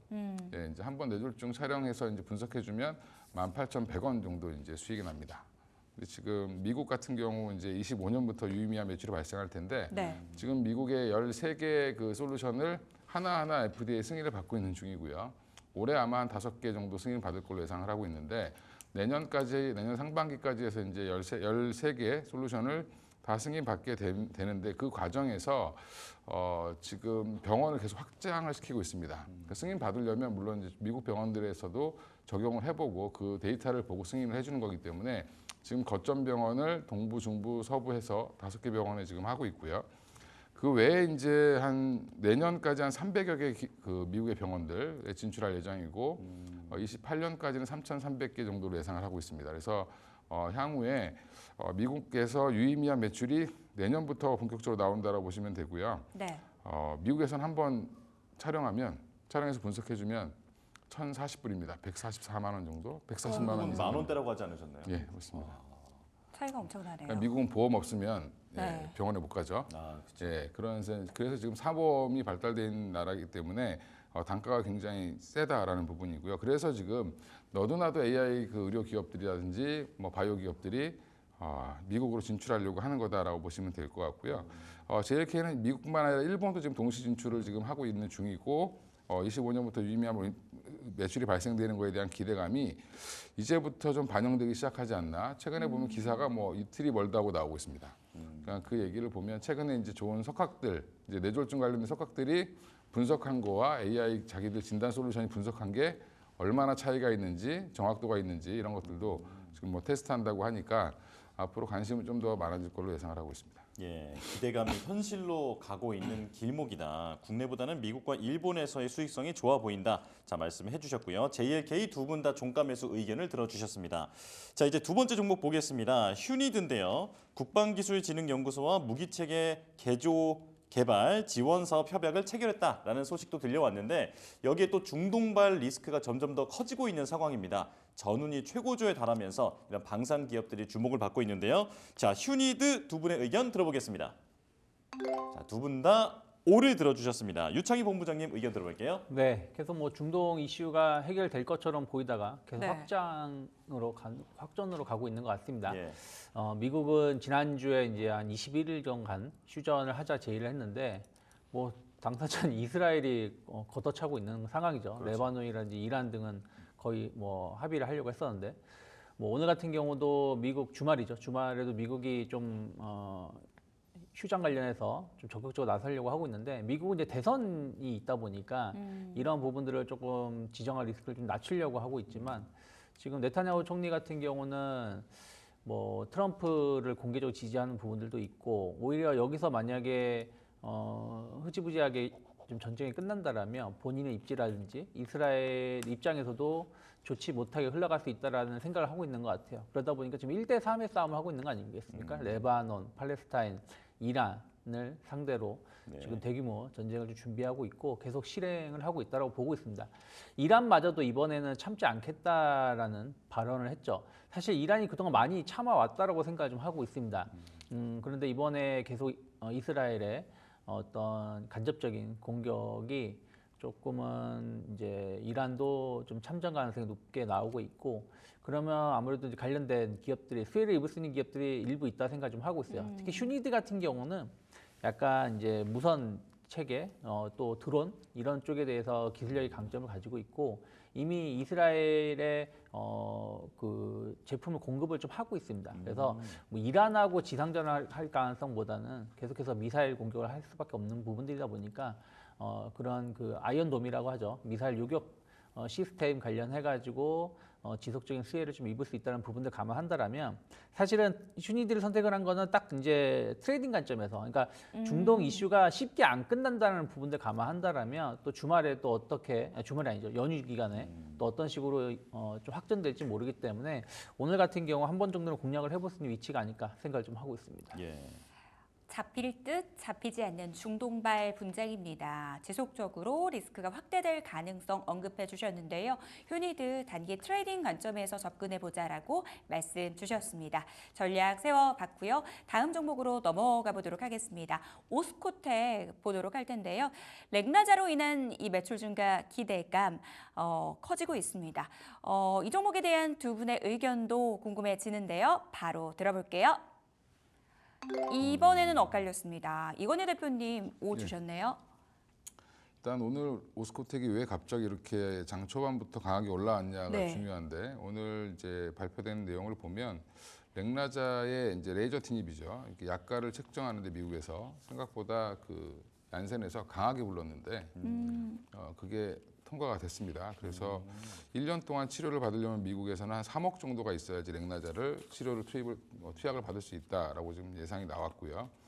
그러면 이제 그동안 그 애널리스트들이 책정했던 가격보다 예상했던 가격보다 거의 2배 이상이 됐기 때문에 그러면 앞으로 로열티도 2배가 될 거고 판매 추이는 좀 지켜봐야 되겠지만 일단 보고서들이 다시 다 나올 걸로 예상을 하고 있습니다. 그래서 유한양행과 오스코텍에 대한 뷰가 좀 달라질 텐데 그럼 유한양행 오늘 왜 못 가는 이유는 그동안 좀 주가를 많이 반영을 시켰죠. 유한양행. 근데 오스코텍은 오히려 발표 이후에 계속 하락했습니다. 그래서 예전에 이제 약가가 절반이었을 때도 이 렉나자 그 레이저 티닙의 가치를 오스코텍이 보유하고 있는 가치를 2조 정도로 지정을 했는데 그러면 지금 2배가 되면 4조가 돼야 되는데 지금 시가총액은 1조 5천억도 안 됩니다. 1조 4천억 정도니까 물론 이제 단순 계산이다라고 보면 뭐 여전히 지금 주가는 저평가되어 있는 국면이고요. 그러면 향후에 이제 현금 흐름이 개선된다는 기대감이 반영된다라고 하면 유한양행보다는 오스코텍이 조금 더 빨리 올라올 가능성이 있다. 그래서 상대적으로 유한양행보다는 지금은 오스코텍이 조금 더 매력적이다라고 보고 있습니다. 유한양행의 주가가 갈 때 상대적으로 못 갔던 오스코텍, 지금 상대적으로 매력적인 자리다라는 부분 고집어서 말씀 주셨는데요. 유창희 대표님 X의 이유 궁금하거든요. 오스코텍 관련 이제 그 렉나자 관련해 가지고 네. 어느 정도 이제 시장이 반영이 되어 있는 것 같아요.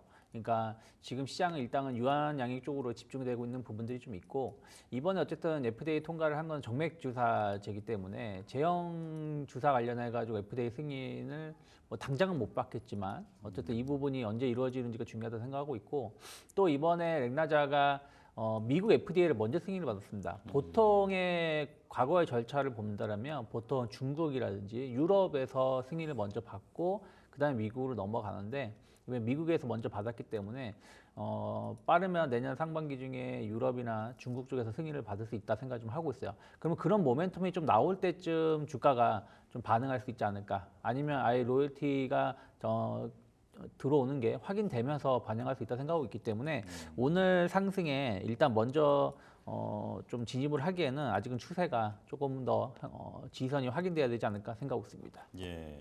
자, 이건희 대표님께서는 지금 이게 아마 보고서도 새로 나올 정도의 지금 이슈다. 약가가 상승이 됐기 때문에 로열티도 2배가 될 거다. 이렇게 말씀을 해주셨고요. 자, 유창희 대표님께서는 본부장님께서는 그 모멘텀에는 동의하지만 추세가 좀 돌아서는 걸 확인하고 들어가자. 이렇게 말씀을 해주셨습니다. 자, 두 분 의견 참고하시도록 하시고요. 자, 다음 종목 넘어가겠습니다. 자, 브랜드엑스 코퍼레이션인데 성장세가 계속되고 있습니다. 자, 매출 상승세가 이어지면서 주가도 함께 올라가고 있는데요. 자, 이 종목에 대한 두 분의 의견 들어보겠습니다. 자, 두 분 다 동그라미를 들어주셨습니다. 이건희 대표님 말씀 들어볼게요. 일단 뭐 다들 이제 최근에는 이제 많이 아시게 됐는데 네. 잭스믹스라는 이제 브랜드로 유명한 회사고요. 브랜드 X 코퍼레이션이라는 자체가 브랜드 X라는 브랜드, 특정 브랜드를 만들어내겠다라는 회사거든요. 그러니까 이제 앞으로 이제 그거 말고 잭스믹스 말고도 이제 여러 브랜드들이 이제 나올 가능성이 있겠죠. 근데 지금 현재는 스타 브랜드가 탄생을 한 거고 국내에서는 여전히 잘 팔리고 있고 재구매율도 높은데 일본, 대만도 지금 안착을 하고 성장세를 이어가고 있고요. 지금 특히 이제 시장에서 관심을 갖고 있는 거는 실적이 좋아지는 거 아는데 여기 플러스 알파로 지금 중국의 주요 도시들을 지금 공략을 하고 있습니다. 그래서 이것도 중국의 주요 업체와 이제 협업을 하고 있는 중이고 그 계약 내용이 중요한데 그냥 가서 열심히 브랜드 엑스 코퍼레이션이 가서 영업을 해야 되는 게 아니라 중국 회사들이 알아서 매장 내고 거기에다 물건만 납품하는 되는 구조로 되어 있기 때문에 사실은 뭐 리스크는 그렇게 크지 않다라고 보고 있습니다. 그래서 중국에서 물론 마진은 그만큼도 줄어들겠지만 그래도 안정적으로 중국에서 매출을 좀 늘릴 수 있고 이번에 지금 상하이라든지 주요 도시들에서는 지금 뭐 소비 쿠폰도 발행한다라고 얘기를 하고 있어서 그렇게 되면 좀 수혜를 받지 않을까라는 게 오늘 이제 좀 과하게 반영이 되고 있는 중이고요. 네. 근데 박스권을 뚫었기 때문에 이럴 때는 한번 또 보셔야 된다라고 말씀드리겠습니다. 예. 지금 보시기에는 주가가 오늘 좀 과하게라고 말씀을 하시긴 했는데 지금 올라갈 만한 상황이긴 하지만 그래도 조금 오버슈팅이다 이렇게 보시는 겁니까? 근데 일단 오버슈팅이어도 보시면 추세적으로 차트 한번 보여주시면 예. 거래가 한 번씩 터질 때마다 그 뒤에 흐름은 생각보다 뭐 길 때도 있지만 나중에 지나고 보면 올라와 있거든요. 그러니까 항상 이번에 조정도 잘 받았고 다시 한번 거래가 터졌기 때문에 그 다음 자리는 어디로 보는 거냐면 결국에는 이전에 한 13,000원대를 한번 갔던 적이 있기 때문에 여기를 향해서 이제 가는 모습이 좀 나오지 않겠나 생각하고 있습니다. 예. 자, 유창희 본부장님의 의견도 들어보겠습니다. 네, 일단은 뭐 오늘 중국 증시가 7% 상승하고 있어요. 네. 어쨌든 경기 부양 지난주 하면서 지난 5월, 6월 고점까지 한 일주일 만에 올라가는 기염을 좀 토해주고 있는데 그만큼 경기 부양에 대한 어떤 기대감이 나오고 있다면 중국 소비주들, 물론 오늘 화장품주들 아쉽게도 아침에 상승했다가 좀 하락 전환되기도 했습니다만은 충분히 기대감 가져갈 수 있다 생각을 좀 하고 있고요. 또 의류주들은 과거에 이제 의류주들의 패턴을 보면 물론 화장품도 그랬습니다만은 킬러 브랜드, 킬러 상품이 딱 확인이 됐을 때 주가가 뭐 10배, 뭐 5배 이렇게 올라간 경우가 많이 있었거든요. 뭐 대표적으로 F&F 아니겠습니까? MLB라는 확실한 브랜드가 정착이 되다 보니까 이것이 주가를 끌어올렸었던 경우가 있었고 또 한세실업 같은 경우도 마찬가지고 그래서 브랜드 에스코퍼레이션 같은 경우는 상당히 그러한 부분들이 이제 시작점이라 생각을 좀 하고 있어요. 그래서 주가 자체가 뭐 지난 6월 대비해서는 많이 오른 것 같지만 사실은 계단식으로 상승을 좀 하고 있고 또 오늘 같은 경우도 그 한 2달 가까운 한 달 반 정도 매물대를 단번에 돌파하는 모습이라면 충분히 또 연말 소비 시즌에 대한 기대감들 항상 의류주들은 또 겨울에 또 매출이 더 많이 나오고 있는 부분들이 있어서 충분히 추가적인 상승 가능성을 열어놓을 수 있지 않을까 생각을 좀 하고 있습니다. 예. 연말 성수기 시즌 진입에 대한 기대감, 추가적인 상승 충분히 가능하다라고 말씀 주셨습니다. 자, 조선주에 대한 고민 함께 나눠보도록 할게요. 정말 거침없는 상승세 이어가다가 좀 주춤한 상황입니다.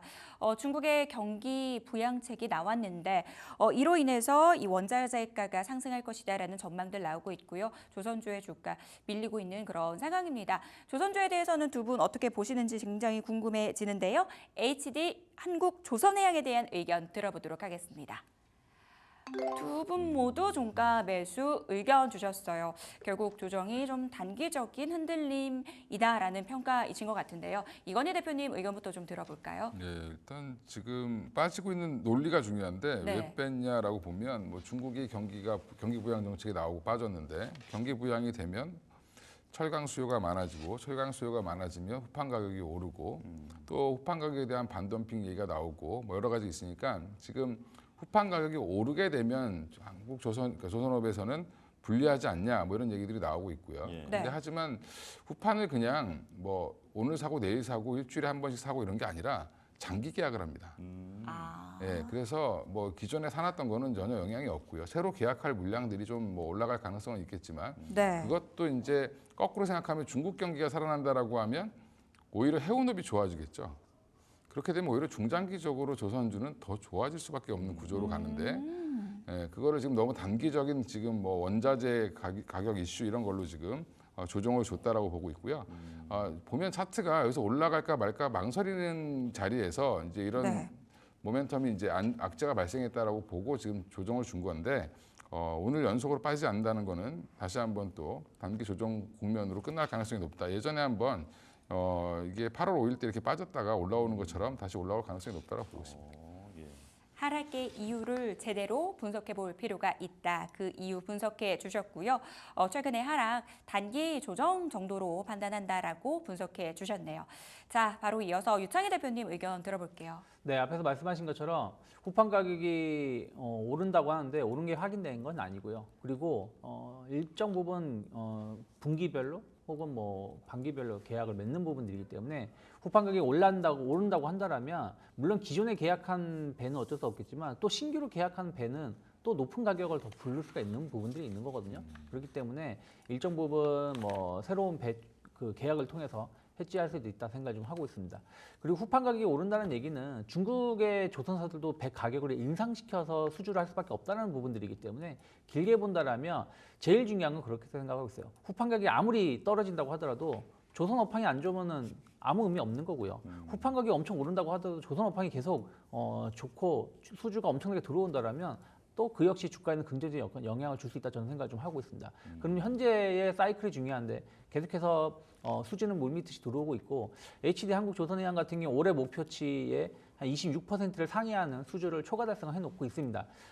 지금 아마 현재 올해 수주한 물량이 한 100 거의 60척 가까운 물량이 될 거예요. 그러고 또 내년에도 충분히 수주 증가에 대한 기대감도 계속 가져갈 수 있기 때문에 그러한 것들 감안한다라면 후판 가격 이슈 때문에 혹은 또 그 전에 보면 파업할 수 있다라고 얘기가 나오면서 또 뭐 주가가 하락을 했는데 이런 단기적인 이슈는 길게 봤을 때는 주가에 큰 영향을 주지 못할 거라고 생각하고 있습니다. 그래서 조정을 받는다 그러면 사실은 싸게 살 수 있는 기회가 되지 않을까 생각을 하고 있기 때문에 한국조선해양은 너무 걱정할 필요는 없지 않을까 판단하고 있습니다. 네, 시간이 조금 남았는데요. 딱 이때 가장 궁금했던 것 좀 여쭤보고 싶습니다. 자, 본부장님께 여쭤볼게요. 오늘 아까 전에 이건희 대표님께서도 시장이 전체적으로 밀리면서 네. 좀 여러 가지 뭐 어떤 섹터에 대한 분위기도 좀 달라졌다 말씀해 주셨는데 자, 시장 오늘 밀리는 이유 그게 지금 오전이랑 오후랑 분위기가 좀 다른 것 같거든요. 자, 어떻게 분석하고 계십니까? 일단 오전에부터 밀리는 거는 일본 시장 영향인 것 같아요. 네. 참 우리나라 시장은 이럴 때 보면 좀 화가 나는 게 오를 때는 같이 상승하는 못 걸 오르고. 따라가줘야 되는데 중국 증시가 그러니까요. 7% 폭등을 하는데 중국 증시는 안 따라가고 일본 증시 하락을 따라가는 것 같습니다. 네. 근데 어쨌든 엔화도 좀 급락이 나오고 있고 원화도 좀 그러니까 하락을 좀 보여주다 보니까 이러한 부분들에 대해서 엔캐리 트레이 청산에 대한 어떤 두려움들이 좀 일부 반영됐다 생각하고 있고 또 우리나라가 내일 또 연휴 아니겠습니까? 예. 연휴인 상황에서 또 중동 이슈라든지 뭐 이런 부분들이 좀 복합적으로 작용하면서 좀 반도체 중심으로 해서 반도체 자동차가 좀 시장을 크게 내리고 있다 생각 좀 하고 있습니다. 그러니까 나머지 섹터를 보면은 약간 조정이 나올 수 있었다라고 보고 있는 상황이었기 때문에 좀 지수 하락은 좀 크게 나오고 있지만 그래도 저는 너무 걱정할 정도의 내용은 아니지 않을까 판단을 좀 하고 있습니다. 예. 네, 오늘 니케이 지수 4%대 급락 흐름 이어지고 있는데요. 일본 증시에 좀 연동된 흐름 보이고 있다라는 부분들 말씀 주셨습니다. 지나친 걱정은 필요 없다라고 조언해 주셨으니까요. 투자에 참고해 보셨으면 좋겠습니다. 자, 저희는 마감 시보 듣고 돌아올게요.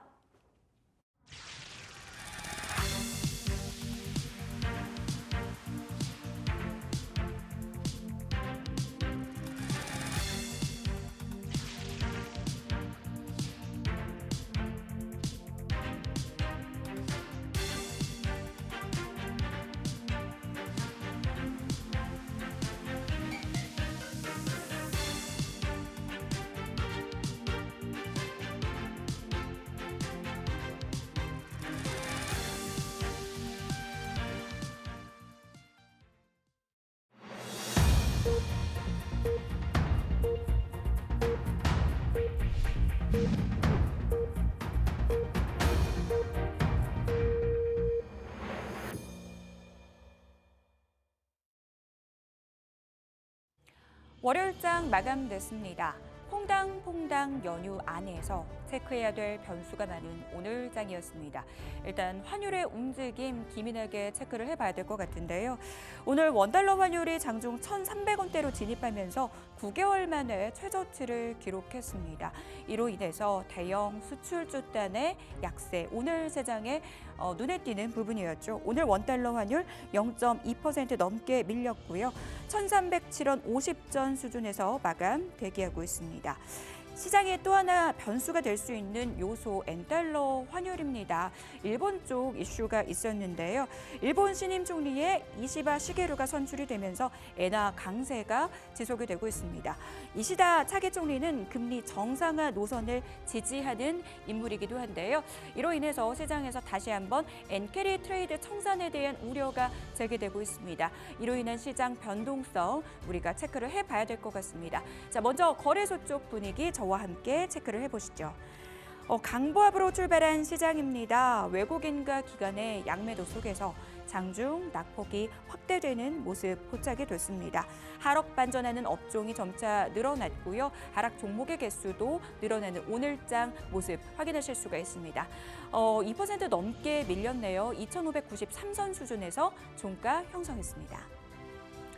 코스닥 시장으로 넘어가 보시죠. 오늘 역시 시장을 끌어줄 만한 주도주가 부재한 상황 속에서 일부 테마주로만 수급이 쏠리는 모습 코스닥 시장 안에서도 좀 이어졌습니다.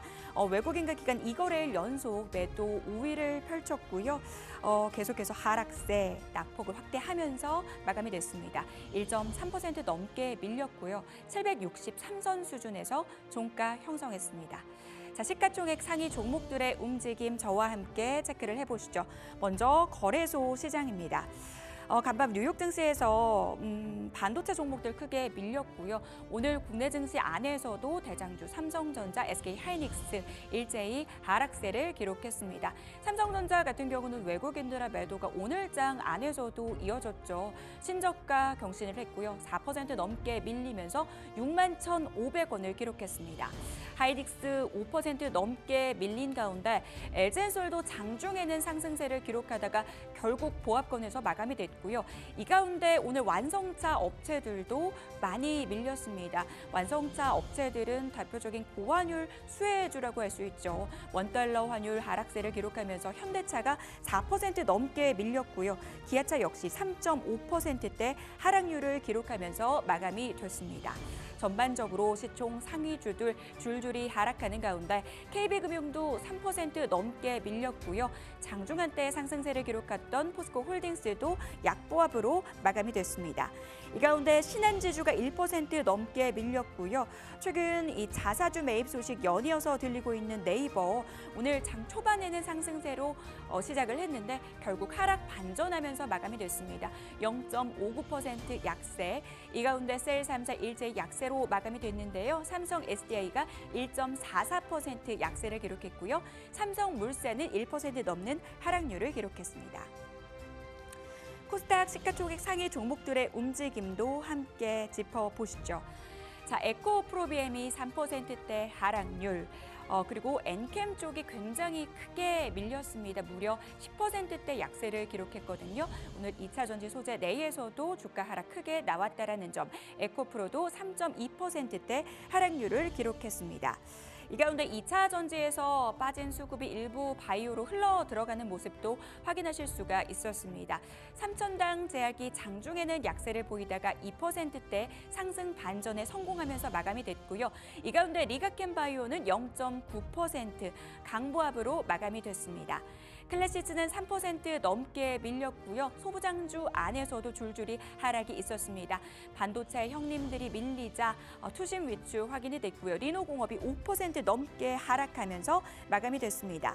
하지만 이런 시장 안에서도 오르는 종목은 있었습니다. 실리콘2 5%대 상승률을 기록했고요.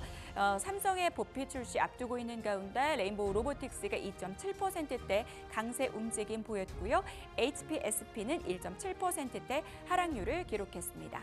시가총액 상위 종목들의 움직임까지 짚어봤습니다. 자, 이제 수요일 전략 세워봐야 될 것 같은데요. 이건희 대표님, 우리가 어떤 점에 좀 주목을 해봐야 될까요?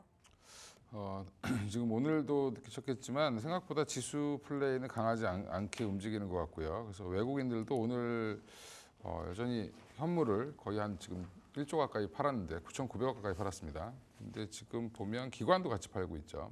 그래서 지금 지수가 강하기에는 조금 좀 어려운 장이지 않나 싶고요. 그래서 지금 지수보다는 좀 섹터 중심으로 보시면 될 것 같고, 오늘도 뭐 중국 소비주 일부라든지 특정 종목들은 급등하는 양상이 나왔는데, 그러니까 종목과 섹터에 좀 집중을 해야 되는 구간일 것 같습니다. 당분간은.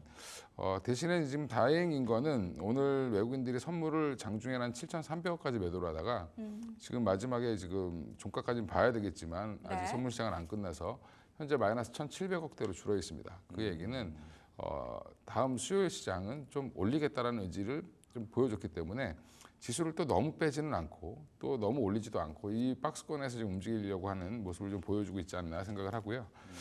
여전히 이제 그걸 돌파하려면 삼성전자가 외국인 수급이 좀 돌아서야 되지 않겠나 생각을 하고 있습니다. 예, 저 추가적으로 이거 하나 여쭤보고 싶은데요. 요즘에 보면 기관과 외국인이 따로 움직이는 경우도 좀 많이 있는 것 같은데 둘 중에 어느 쪽을 따라가야 할까요?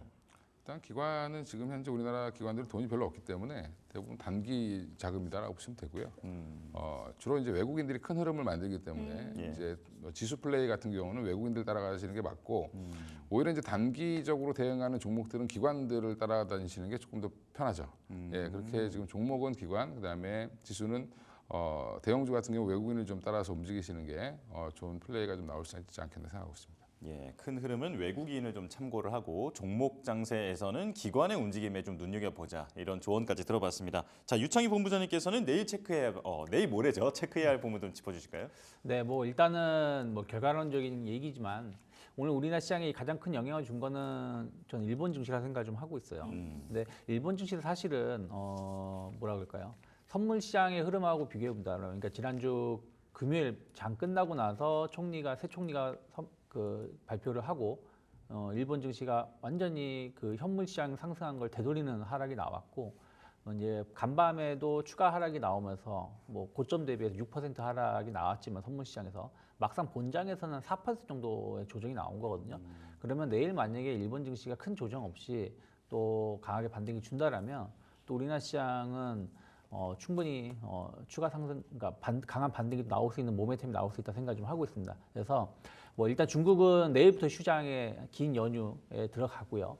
미국 시장도 사실은 수요일 이후부터 약간 고용 지표에 좀 움직일 가능성이 높기 때문에 오늘하고 내일이죠. 내일 일본 증시가 좀 반등 강도가 어떻게 나오는지를 확인된다라면 수요일 증시는 그래도 조금 오늘보다는 좀 편안한 장세가 되지 않을까 판단하고 있습니다. 네. 오늘 니케이 지수가 많이 밀리면서 잔중 연동되는 흐름을 보인 오늘 우리 시장입니다. 일본 증시의 반등 여부 그리고 그 폭도 좀 체크를 해보자라고 말씀 주셨으니까요. 참고해 보시기 바랄게요. 자, 내일장 그러니까 수요일 전략도 세워보도록 하겠습니다. 이건희 대표님 지수보다는 섹터에 초점을 두라라고 말씀을 해주셨는데요. 어떤 섹터 봐야 될까요? 일단 오늘 흐름이 되게 중요한데 이제 네. 오늘을 보시면 일부 뭐 아까 말씀드렸던 뭐 브랜드 엑스코퍼레이션 같은 중국 소비 관련주 관련 종목들이 의류 쪽으로 지금 하나가 튄 거고 그 외에 이제 화장품주들도 일부 종목들은 견조한 흐름을 이어갔는데 여전히 이제 당장은 이제 지금 뭐 쿠폰을 발행한다든지부터 시작해서 중장기적으로 뭐 부동산 대책도 내놨는데 당장 그러면 소비 쿠폰 발행하면 돈 쓰러 가야 되죠. 예, 그게 이제 우리나라 그 재난지원금처럼 거의 네. 그 지역 내에서 기간 내에 써야 되는 겁니다. 아, 예, 그러면 결국엔 돈을 빨리빨리 쓸 수밖에 없겠죠. 네. 그렇게 돼서 소비를 좀 살리려고 하는 거기 때문에 당장은 이제 국내 기업들 중에서 중국에 진출되어 있는 소비 기업들, 소비재 기업들이 좀 혜택을 많이 볼 걸로 예상을 하고 있고요. 하지만 생각보다 찾아보면 그닥 많지 않다는 게 좀 문제죠. 우리나라 브랜드들이 중국 내에서 이렇게 높은 위치를 차지하고 있는 회사들이 많이 없어서 좀 아쉽긴 하지만 그래도 그 안에서 좀 찾아보실 필요가 있을 것 같고요. 또 하나 이제 그 외에 이제 국경절 연휴까지 같이 있으니까 뭐 수요일까지는 그런 모멘텀이 당분간 이어질 걸로 보이고 오후장으로 들어서면서 다시 한번 바이오 쪽이 매수세가 돌아오고 있는 건데 네. 결국에는 2차 전지랑 바이오가 안 좋고 또 자동차까지 안 좋으니까 또 다시 결국에는 바이오로 가는 그런 모습이 좀 나오고 있다라는 네. 부분에서는 바이오 종목들 중에 주요 기업들은 조정이 나올 때마다 좀 모아가는 전략도 내년 한 1분기까지는 뭐 괜찮지 않겠나 생각하고 있습니다. 예, 중국 관련 소비재 기업 그리고 순환매가 지금 나오고 있는 상황에서 바이오 쪽에서도 좀 내년까지 좀 지켜볼 수 있는 종목이 있을 것 같다 말씀해 주셨습니다. 자, 유창희 본부장님께서도 짚어주실까요?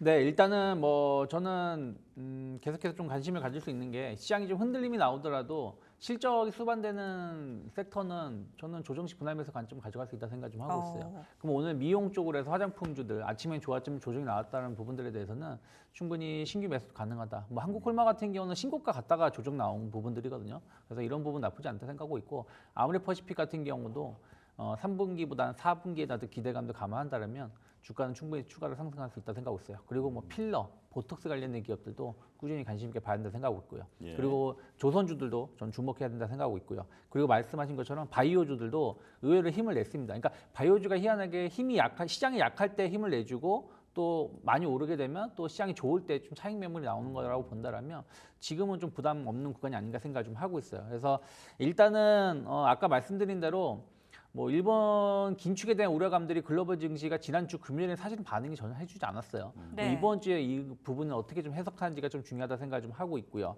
또 우리나라가 이제 징검다리 연휴죠. 내일 또 목요일 연휴가 있는데 또 고용 지표가 수요일, 목요일, 금요일, 그러니까 졸트라든지 비농업, ADP, 뭐 비농업 이런 부분들이 좀 미국 증시에 영향을 줄 수 있는 부분들이 있어서 시장이 먼저 반응하기보다는 그런 것들을 확인하고자 하는 심리가 좀 있어서 상승을 하더라도 아주 강한 상승은 아닐 거고 조정이 나온다고 하더라도 오늘 같은 큰 조정은 아니지 않을까 생각을 좀 하고 있습니다. 그래서 저는 여전히 시장이 조정이 나온다 그러면 그 이후에 점진적인 상승세가 연말까지 좀 더 이어질 거라 생각하고 있기 때문에 좀 분할 매수 관점을 접근하실 때 먼저 덥석덥석 매수하시는 게 아니라 좀 지지선이 좀 확인되는 기업들 중심으로 해서 대응하는 게 맞지 않을까. 그러면은 뭐 오늘 반도체, 자동차가 좀 크게 조정이 나왔다고 해서 수요일에 당장 사는 게 아니라 좀 주 후반 혹은 다음 주 초에 지지선을 확인하고 접근하는 전략, 그리고 오히려 추세가 좀 살아나가는 기업들을 선별적으로 접근하는 게 맞다 판단하고 있습니다. 지금 시장에서 어떤 섹터를 보면 좋을까에 대한 두 분의 대답까지 들어봤습니다. 자, 딜사이트 마감 노트 오늘 저희가 준비한 내용은 여기까지입니다. 네, 저희는 수요일에 다시 돌아오겠습니다. 시청해주신 여러분 고맙습니다.